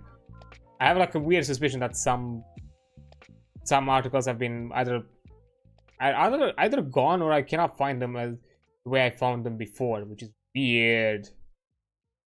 Anyways, yeah, fuck it. I'm not gonna look further. So, we read out the general aspects of cults, so now let's look into Brotherhoods. Despite the importance of cults to Mythras, they will not fit at all campaign settings, and even when they do, not all characters want to become cultists. Yet, history is scattered with examples of associations and societies, some secret, some not so secret, that fulfill a similar role to cults, but offer a different emphasis whilst giving access to very similar resources, primarily support, training, and so on. These organizations are known as Brotherhoods and equally Sisterhoods. Examples of Brotherhoods can range from the clandestine support and mutual protection of an organized thieves guild to the militaristic camaraderie of an elite unit of soldiers. Entry to these brotherhoods often requires some test of worthiness and demonstration of suitable prowess within the field that the group specializes. Despite being less metaphysically oriented, and many brotherhoods still engage in ritual and following strict rules of conduct, always alert to those members who transgress the rules set upon to ensure mutual support or the respect of the local community. Brotherhoods de-emphasize faith and religion. They may figure in the Brotherhood's belief, but other more pragmatic values are central. Brotherhoods do not offer formalized access to magic. Individuals members who are skilled magicians may teach magic to other members, but this is very much an ad hoc affair. Brotherhoods are very often vocationally oriented, with the aim of supporting members of similar careers, protecting professional interest, and governing prices for services. You know, kind of like certain brotherhoods of certain trades or societies or guilds. Brotherhoods tend to have to be less constrained in their ways. Members are not required to attend festivals or rituals, for example, and most members go about their daily lives, calling on to the Brotherhood when needed, but duties, save for the direct officers of the Brotherhood, are far less formal than in cults. Brotherhoods can be generally joined at any time. Membership is based upon competence or dedication towards an ideal, not a rite of passage. And Brotherhoods are separate from communities and cultures, although they operate within them. They transcend community boundaries in ways cults cannot. As you know, some sort of like trade society or guild could be could have an interconnected network across kingdoms, for example. Those kingdoms could be of varying societies or varying cultures and ideals, but they still work just the same. Yeah, just as cults, can have many different magical or religion foci, brotherhoods may also come in a variety of organizational structures with very different purposes. Things like companies, which are groups of people who band together to pursue a particular purpose. By implication, companies tend to be small, close-knit associations which travel about or perhaps gather together on a seasonal basis. Examples are exclusive clubs of gentlemen explorers, wandering bands of entertainers, specialist mercenary units, or even merchant adventurers. Colleges are associations formed by those bound by academic achievement or by seeking particular avenues of knowledge. Due to their dependence on records, whether memorized, inscribed, or written, more formal colleges are often bound to a particular location where the brethren can congregate. Colleges can take the form of monastic scholars serving a great library, traveling bards gathering and passing on news, secret order of seekers after a lost artifact, and so on. You can also have gangs that are localized organizations of small scale led by most dominant members and usually self-serving. Most are formed to alleviate boredom, garner a little money, or as a mean of protection against rival gang persecution. This is not always the case, however. Some gangs form for the purpose of instilling order in societies which lack formal law enforcement, or to ensure the respect is paid to local people, businesses, or even gods. Examples often take form of street gangs of adolescent youths, self-elected neighborhood watches, bands of criminal cutthroats, or even informal unions of laborers. Guilds are bodies who regulate the teaching and practice of a particular profession, fundamentally economic in nature. Guilds often establish a stranglehold over all those who carry on that craft or trade, taking a tithe of each membership's earnings in return for protection, market stability, and the formalized recognition of the quality of their products. Guilds often have a great reach, spreading across entire nations, rather than being limited to a single urban settlement. As such, they have very diverse objectives depending on the craft. For instance, the sea traders guilds may have an outpost in every civilized city with a port, whilst a thieves guild may be limited to operating in particular wards of a single town. And lastly, regiments, which are military bodies who form an identity based on their prowess, style of fighting, arms and equipment, or even their duty. Their primary purpose is mutual support, ensuring that individual members work together as a team and providing camaraderie when not on a campaign. Regiments are often passionate about their lane or reputation. They can be anything from elite royal bodyguards to mercenary legions feared for their brutality. So it kind of shows you that the diversity of what Brotherhood could encompass, from something as continent spanning as guilds to something as very small and community based as gangs. So nothing too large of life. And to kind of emphasize that with Anaphame's saga, or to offer like a bit of an example, Mythras is the patron god of Myros. He is the guardian of its defenders and the strength of its walls, and all citizens of free birth are inducted to his worship when they serve into the city's civic army. Only those who fulfill their military service are permitted to vote. Thus, the cult of Mythras holds a position of preeminent importance. As a child, Anaphame watched her father depart to attend the secretive rites and ceremonies of the god. Frustrated, she has been forbidden to accompany him until she receives her first shield and improves her knowledge of the arts of war on the sand outside the city walls. She longs to serve Mythras as a loyal warrior. While Kara, her sister, on the other hand, was chosen to follow a different path. Called by the god personally to serve as one of the priesthoods, she has been invested as an initiate to act as the conduit of Mythras' miraculous powers. The Scarlet Spears are an elite brotherhood of proven warriors serving the queen and the temple directly. Hero's champion is always drawn from the Scarlet Spear and wear their blood-red cloak is to attract the highest respective honor. Anaphame naturally wants more than anything to join the Scarlet Spears, as her father once did. She will need to prove herself in battle and succeed in some great deed in service to the city, if she is to have any hope of joining. So it gives you a bit of like an inner look on what the goals of certain brotherhoods and what their symbolism is, how to be enrolled within them, and also how cults also have their own reflection on the world. Now, we've talked about this in general, but why would you want to join? Most people are members of a cult or brotherhood, often join several during their lifetime. The choice of which ones a character should join is dependent upon several things: race, culture, and profession. Unless the campaign world is a melting pot of different species rubbing shoulders with one another, humans, for example, will tend to join cults and brotherhoods formed by other humans. Likewise, inhabitants of a particular culture will normally join only organizations supported by that culture, and similarly by those who practice specific careers. The natural choice will be a cult or brotherhood that is related to their biggest part of their upbringing, but it need not be limited to that. Adventurers are rarely sedentary, and they gain greater exposure to different cultures and viewpoints than most who never leave their home and communities. The choice of cult, whether done at character creation or later through play, raises a few questions that it is worth taking the time to consider. How will your character be viewed by your community and peers?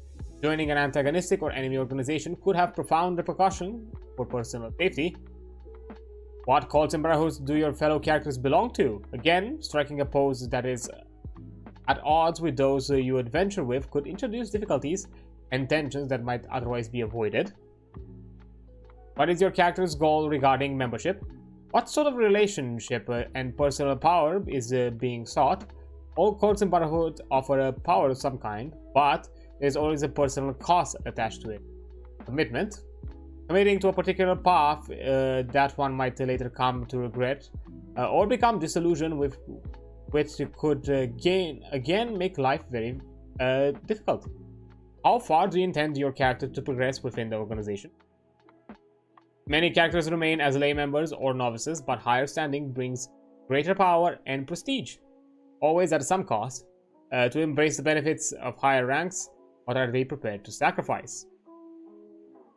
Yeah, there's a lot of like give and take whenever you want to take cults and brotherhoods into account and their advancements. Choosing a cult should not be a knee-jerk choice, or one that is seen to offer rapid power with no commitment in the short term. The character ought not join a war cult simply because he is good with a weapon and likes killing. They should join if their father was a great warrior because they wish to follow a martial profession, and because they want to ensure that the enemies of their communities are defeated. Players should look carefully at the cult and brotherhoods as they relate to their character's culture, community background, and personal desires. Make the choice based on certain informed decisions. Cults and brotherhoods once joined are more than simply a magical or religious club. They are fates, and fates are often vengeful if their principles are ignored or betrayed. The Game Master is ultimately the arbiter when it comes to cult and brotherhood choices. They may quite reasonably restrict membership only to those who appear both suitable and sincere. If so, then the character must either accept the restriction or simply choose not to initiate into a cult or brotherhood until later, when more options determined through actual play are opened to them. Yeah, just make sure that the characters are not joining purely for the vibes or just because you want a quick buck. If you want to take like a deeper story or a deeper narrative through play later down the line, you should make sure that at the least they are invested into what these organizations represent. Now, when it comes to like membership, characters can join cults or brotherhoods in two ways: either as part of character creation or during gameplay, as they can learn more about their game world and the organizations within. Membership is not mandatory, but characters who join a group are likely to have access to certain benefits and resources that non-members will either be denied or find difficult to obtain. Some thought should also be given to the roles these fates and fraternities play in most societies. Individuals usually inherit their parents' and community's beliefs and are exposed to these attitudes and rituals day in and day out throughout their childhood and adolescence. Initiating into a family or community cult is a natural progression and desired by many young people. Individuals likewise inherit the same profession as their parents, usually working as children to help their father or mother perform their tasks. Thus, parents often expect their offspring to follow them into the same career and thereby brotherhood. Or cults are very often the basis for community. Not joining or initiating results in social stigma or even exile or ostracism. Social pressure may be too difficult for some individuals to avoid. Brotherhoods may similarly have a major influence at the family level, perhaps forming a stranglehold on a particular craft or employment, and forbidding non-members from performing that type of work. So yeah, it could also be some sort of like social caste, not caste, but social, create some sort of like social prejudice depending on what cults and what sort of professions you are part of, and what does that say about your general standing within society. As Mythras, by default, the character creators creates characters who are either just entering adulthood or are young adults. Cult membership may therefore be a highly desirable or an unavoidable part of character creation. So let's talk about it. What is membership as part of character creation? During the careers and development stages of character creation, which is in chapter 2, and we've talked about, players may opt to initiate into a cult or brotherhood. Joining the character creation stage offers certain benefits.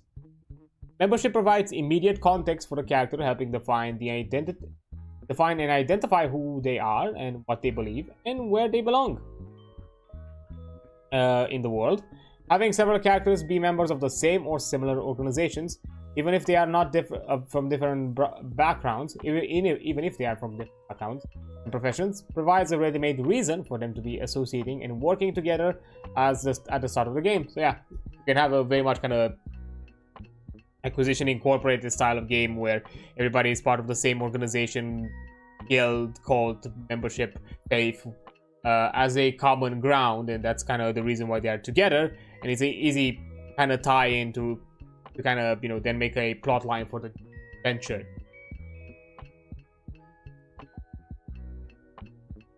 And joining a cult or brotherhood during character creation requires no rolls for entry.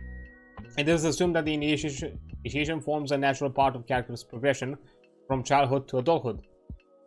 Mythras divides membership into several levels that reflect dedication or devotion to the organization, and the levels are explained in more detail later in the chapter. But any character who joins the cult or brotherhood during character creation is considered a common member, with the actual title being based on its nature. The character has undergone some form of formal initiation, usually as part of their rite of passage from youth to adult, which has created a relationship with the organization. They follow its principles and general beliefs, but gain no special advantage beyond the support it provides its members. Characters who start off as the professional magicians of a cult are permitted to begin one rank higher, being assumed to have successfully undergone the initiation ceremony or ritual associated with the cult. Following the initiation ritual, the character undergoes a period of training where they study with the cult's teachers and elders so that they become an active and productive member of the cult. This training is considered as part of the overall character creation process. At the end of it, the character emerges with a magic skill associated with the cult's nature. So yeah, you can be of a higher ranking if you want to be of if you want to achieve magical some sort of like magical ability, which, once again, as mentioned before, with the cults and brotherhoods, is that even though these are the main way of obtaining magics, someone who is just an initiate or just at the beginning, at the lowest ranks, may not necessarily have any sort of a magical learning offered. It's just they are just the kind of like the common rabble of the organization, the lower ranks. But there is someone who's just slightly above that in dedication is allowed to do so. But it's a nice way that you also get like a straightforward way of being like, hey, you get access to magics even as part of character creation if that's the character you want to create, with not like additional costs aside from the generally narrative role-playing investment that, hey, you're now part of this organization, you have some responsibilities that either you have to keep up with them or they will be called upon you at certain times in the campaign.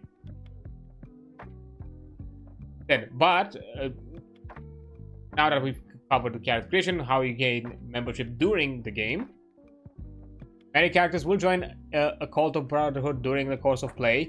They may choose across a cult that matches their ideals at the time of, or finding a calling that requires a particular religious or behavioral approach that only a particular kind of organization serve. Joining a cult or Brotherhood during play requires a number of things. 1, demonstration that one is worthy of joining the group. 2 is impressing the character organization's leaders to gain membership. And 3, it is a donation of some kind, some sort of cost, basically. Now, demonstration of worthiness. Such things will vary, but usually the character will need to show that they embody the same ideals, have similar religions or philosophical beliefs, and understand that what the organization is striving to do. The character may have performed a service for the prospective organization or simply acted as a common member for a time, usually a year, but sometimes less, thereby impressing the local leadership. The cult Brotherhood may require a service to be performed, such as a quest or task that confirms the candidate's suitability. Certain background checks may be performed and a character's reputation assessed. A character might be asked to renounce a particular mode of behavior, previous belief or way of life. For example, someone who has spent their career as a mercenary and now wants to join a healing cult might be required to forswear their violent path. Sometimes the choices can be tough, but worthwhile. This demonstration of worthiness must be quantifiable within the game. That is to say, the character must have done or will do something during play to aptly demonstrate their worthiness. It is usually not enough to just have a player say something or has or will be done, and must show, not tell. Yeah, speak with actions, not words. Impressing the examiners, demonstration of worthiness must be substantiated. Characters need to convince the cult Brotherhood's leaders of their suitability. Assuming worthiness has been demonstrated, impressing the examiners can be abstracted with a roll against a suitable skill. For instance, entry into a criminal street gang may require a demonstration of skills like stealth, sleight, or streetwise. If the role is successful, then the examiners have been sufficiently impressed to extend membership. Characters can augment their required roles in the following ways: use an appropriate passion, use an appropriate communication skill such as influence or oratory, membership of an allied cult or Brotherhood, or a suitably impressive donation. Sometimes money is all you need. Impressing the examiners leads to the characters becoming common members of the new cult, irrespective of their station in society or rank in another organization. From there, they can rise in the new group as any other member. And finally, with donations, usually monetary, but sometimes the presentation of services, goods, or property seals the bargain. It shows final commitment to the cult or Brotherhood community, just as the previous demonstration has proven suitability. It is difficult to quantify how high or substantial a donation should be, and a game master will need to weigh up the offering based on other factors. However, if the donation is substantial in nature, no matter what forms it takes, the game master should make a demonstration of worthiness skills a step easier for the character. Again, money sometimes speaks. It makes a lot of sense. So, what are some examples of availability by culture when it comes to types of cults and Brotherhoods?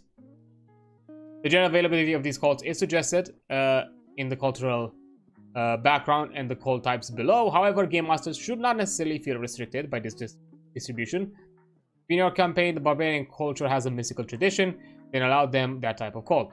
But in here, some good examples are barbarians are of spiritual and theist cults.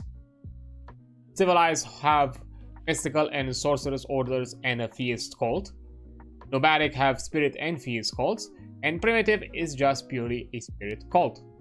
This is kind of like to some extent it could be seen as a progenitor to the deific worship through historical evolution of worshipping. Now, how does one progress a brotherhood or cult? Once they have joined such cult or brotherhood, they often seek to rise in the organization's ranks in the pursuit of a greater respect, reputation, or responsibility, or simply out of a thirst for knowledge and power. Progression is sometimes limited by the nature of the organization. Cults might not only grant access to the higher ranks to those who are professional magicians, others might slow advancements according to the skills of the character, their completion of a suitably heroic task, or even block promotion until a space in the ranks opens up. So you can add some intrigue to the general cult progression and a bit of like politicking. Such considerations are always dependent on the campaign setting and how quickly the game master wishes to allow characters to advance. The following guidelines are simply suggestions from which a game master can develop their own novel cult or brotherhood structure. For instance, the skill requirements of rank can be adjusted to progression. It should also always be remembered that just because a character might meet the mechanistic requirements of a particular rank, that doesn't automatically grant them the right to achieve it. Promotion within a cult or brotherhood is a very major reward and should be something strived for by role-playing. In fact, it is encouraged that each advancement is somehow played out as a separate adventure or task to grant further depth to the organization. So yeah, that reach of mechanistic requirements could be the requirements to start such a task. That, okay, you've reached this level of skill, now let's put it to the test. Let's see if you know how to utilize the skills to the benefit and to the interest that we are looking for. Not just because you have access to them. And as an example, through Anasfame's saga, the preeminent faith in Mythras, those belonging to the cult of Mythras, are granted rights of full citizenship in exchange for being called upon to fill the armored files of the army in times of war. Since such rights are not hereditary memberships, it in its exclusive ranks is the most sought after in the city. Despite this and other significant benefits, the inability for warriors to progress beyond lay membership rankles with Anaphames, as she wants to serve Mythras as fully as she can, and learns the cult's secret. Kara, who understands these things better than her sister, explains that the priesthood is a calling. Those who want to progress fully within the cult must give up their previous lives and careers, dedicating themselves wholly to Mythras. You would be forbidden from lifting a spear, drawing a sword, or holding a shield, Kara says. Mythras has chosen you to be one of his warriors. He gave you those talents. Be content with them. You'll find other ways to prosper. Reluctantly, Anaphames accepts that she would rather be a warrior than a priest, so she sets her sights firmly on joining the Scarlet Spears as soon as she can. So there we kind of get it, and here we have a general list of the rankings and what titles they have depending on what kind of order, cult, or brotherhood they may be. And, you know, speaking of ranks, most cults and brotherhoods are arranged in a pyramidal hierarchy. Common members form the base of the pyramid and are the most numerous members of the organization. These are regarded as part-time supporters, affiliate members, or retired comrades who may associate in any number of cults or brotherhoods, provided it is done as part of their spare time. Higher rankings represent professional members of the organization, working or being educated full-time under its edicts. Numbers diminish as one advances up through the ranks until a handful of individuals, or even only one, occupy the upper echelons. Promotion brings greater privilege, prestige, learning, and sometimes magic or other benefits. The heroes, movers, and shakers generally feel the highest ranks, with the devoted yet relatively inactive faithful forming the lower tiers. Different cults and brotherhoods have different names for their ranks. The comparative rank table shown above shows the default rank names arranged by each organization type and their membership level. Rank names can vary according to setting, but the ones above are included for ease of reference for the magic chapters. A description of each rank follows, outlining their place in hierarchy, requirements, duties, and benefits of magic. Which I'm not gonna look for them because it's something that it's more of your interest later down the line, so we'll keep it as is. But in general, we can read Kratos Saga to get a bit of an idea of what all of this could be reflected into an actual session and play and within a character. Kratos has reached the pinnacle of his powers, quite literally, the right-hand claw of Mythras, the demon lord. His efforts have recreated the order of the Stygian Path, a sorcerer's cult which spreads the potent yet foul black magic taught by the diabolical serpent. Most of the cult members are his centaurs, augmented by numbers of Ophidians and even Gorgon.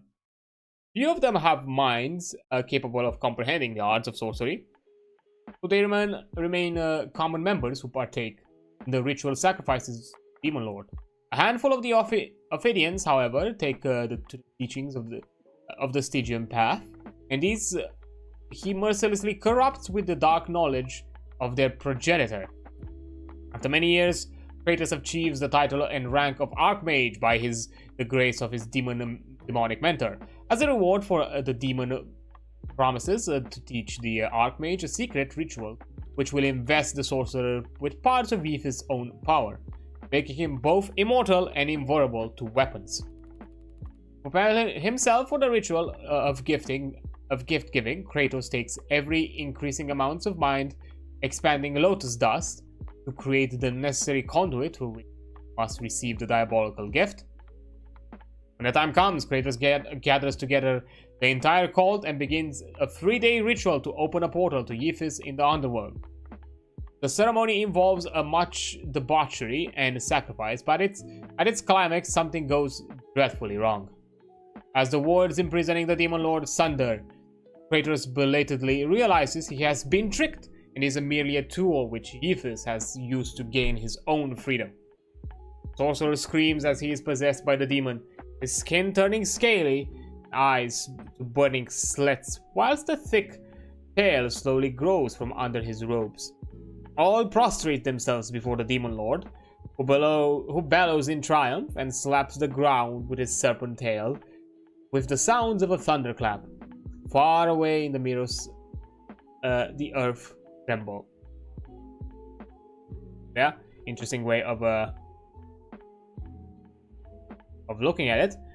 And considering that you are joining a brotherhood and or cult of some degree, what exactly are the benefits for joining such organizations? The following section emphasizes the benefits of joining a cult brotherhood. There are only suggestions and guidelines which should be used to encourage imaginative design. You can have training. Common members of our organization are offered training but must pay for the pleasure. Although this may not sound like a benefit, it may be the case that the cult or brotherhood are the only ones who offer the two in a particular field, especially when it comes to professional skills. So that's a part of it. Protection, members of a cult. I'm not going to go through all of it. I'm just going to kind of skim through it. Protections, members of the cult can expect to be protected by the organization, provided, of course, the character has not transgressed any rules of the membership, which can be seen in the taboos and gears below. These types of protections offer depends entirely on what the character is threatened with.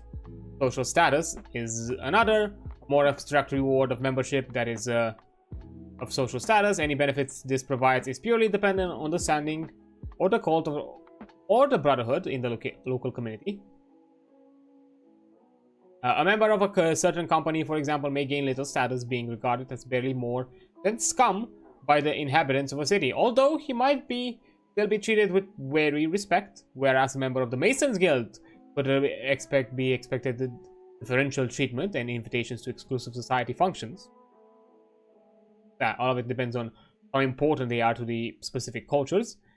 Of course, material aid also benefits. Members may also benefit from material aid provided by the cult or brotherhood. Food and lodgings have previously been mentioned as a privilege, but this is not the only assistance which can be given. An organization may provide those who join them full-time with the tools of their trade. A newly admitted warrior into a mercenary company might be provided with a set of basic armor and weapons, for example, or someone joining the Carpenters Guilds as an apprentice be given woodworking tools. So some general benefits. And magics, although specifically restricted to cults, the provision of magic is already documented in the previous rank description. And examples given in each magical discipline chapter.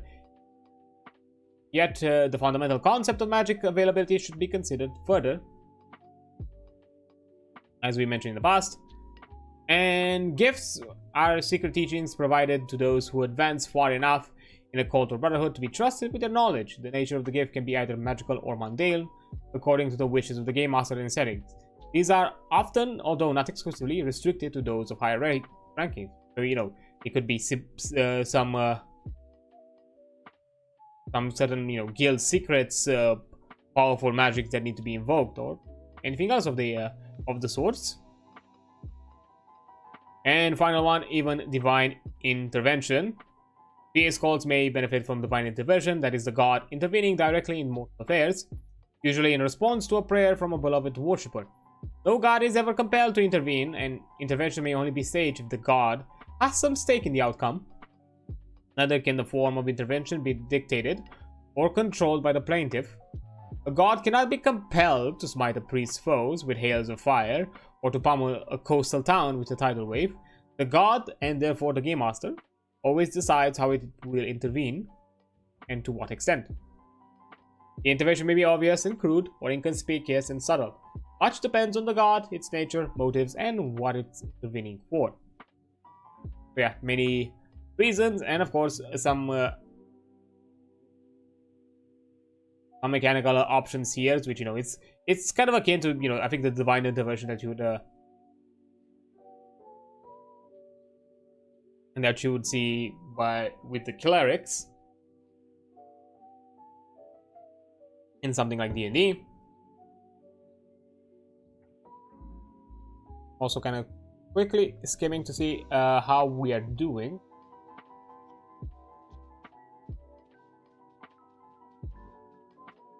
We're getting onwards, but we still have quite a lot of it, and to be fair, from this point onwards is not as... It's a bit more in-depth of how exactly certain cults work. And I think we generally covered most of the things. Restrictions. Joining a cult or brotherhood is more than simply passing a test, carrying on as before, reaping the rewards of a membership. There are restrictions involved in maintaining the necessary faith, dedication, or bonds of loyalty to the principles held by the cult or brotherhood. And some organizations deliberately embrace these restrictions in order to make the membership challenging or exclusive.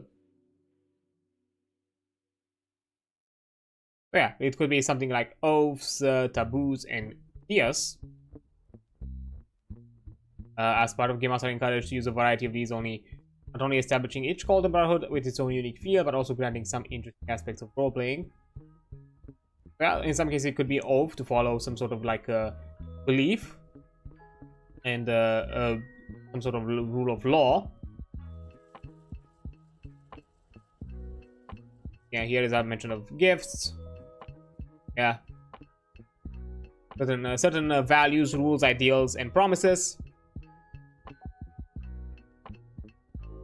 which can make aspects of standing.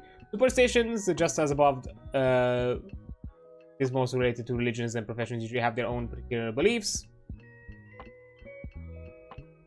Superstitions take many forms and are usually associated with avoiding bad luck rather than encouraging it. These simple acts prevent one from becoming prematurely noticed by fate or the supernatural being which overlooks or haunts a particular organization.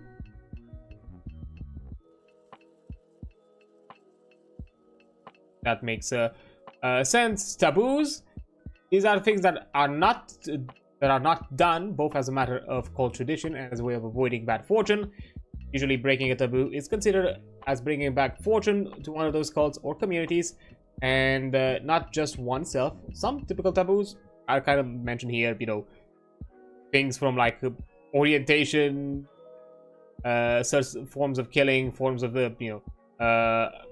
depraved sexual acts, which I'm not gonna say here because I'm probably gonna get I'm gonna probably get hit with things that I do not want to get hit.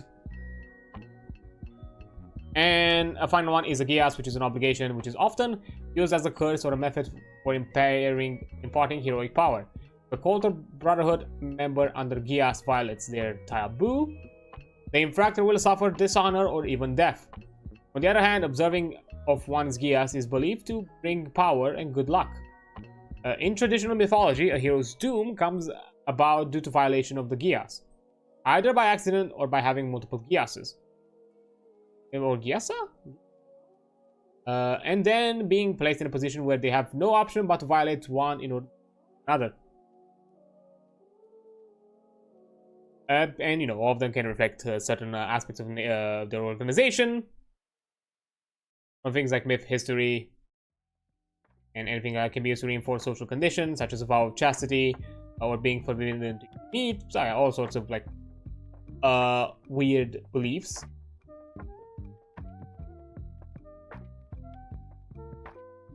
And of course, many other aspects of temples, shrines, location, monasteries, called centers, and all that sort of thing, as well as how to kind of create your own brotherhoods. I'm not gonna go through it right now. This is something for you to look into, but it's really nice that once again they are offering it. I'm kind of like fast forwarding through this last aspect of it because at this point it's really in depth, which I'm not sure if it's necessary right now to kind of look this heavily, because as I said before, I kind of want to look at some generic aspects of character creation and whatnot. And we are also getting pretty close to the hour, and I don't think I want to extend it, because at the end of the day, as it has been seen, nothing has been done when it comes to like things like donation wise or anything else of the sort. So I don't see any reason for me to kind of like push forward, and I'm not gonna wait here until the last minute of the hour to wait for like some miracle, either a donation to be like, hey, let's extend this stream for another hour. So yeah, I'll probably just leave it at this and stop here for today. And I guess we're gonna continue aspects of the game systems and probably game mastery for next time. Which is fine. That means that I'm probably gonna have to cover a lot more about Mythras in the future. Probably the game system economics, I'm gonna skim through them.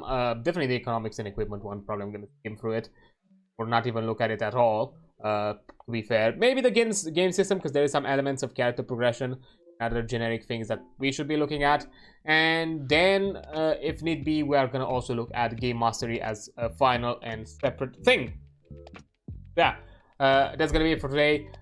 Once again, I really love what they're doing and how custom and personalized this system is, and how complex you can make it, and basically add your own flair to every aspect of the game and your own interpretation and concepts to really make the world that you're creating feel your own and part of your group, and kind of more closer connected to the group as a whole, not just you, the game master, and easily interweave it both mechanically and through roleplay and narrative for within each character as well, not just as a part of just general world building settings where characters may not necessarily be invested.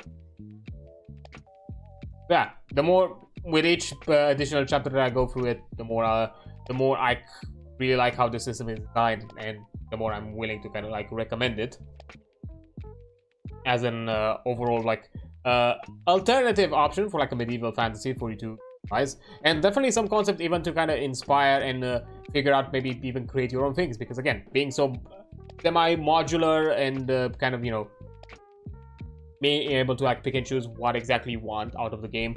These could be like themings and ideas that you can bring forward for other games or other things that you want to create of your own.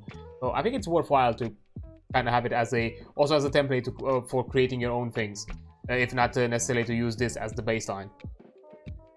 So yeah, a really good book. But anyhow, that's gonna be it for today. I'm not gonna extend it by any means longer. We are getting well within the hour, but before we stop, as per usual, I'm gonna jump in and see if there is anybody around. Say hi to any sort of friendo, any sort of person that might be doing something similar. Let's see. Maybe somebody is doing something RPG adjacent. Maybe. And that doesn't have to be a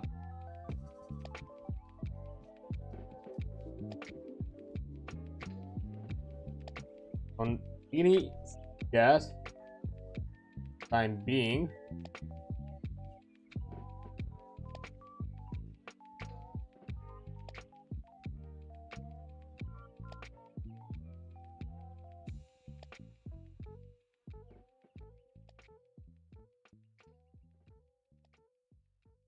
Okay. Yeah, like a tough one.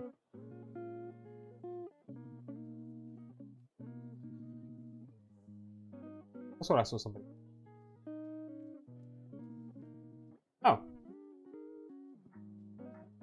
Is this game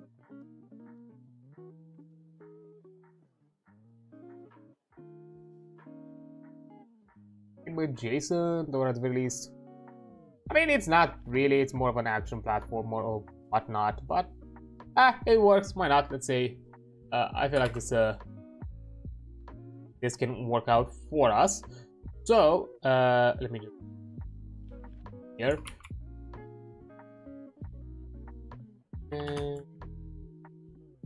bring it on because it's here. There we go. I will also go here. The YouTube's boom start raid.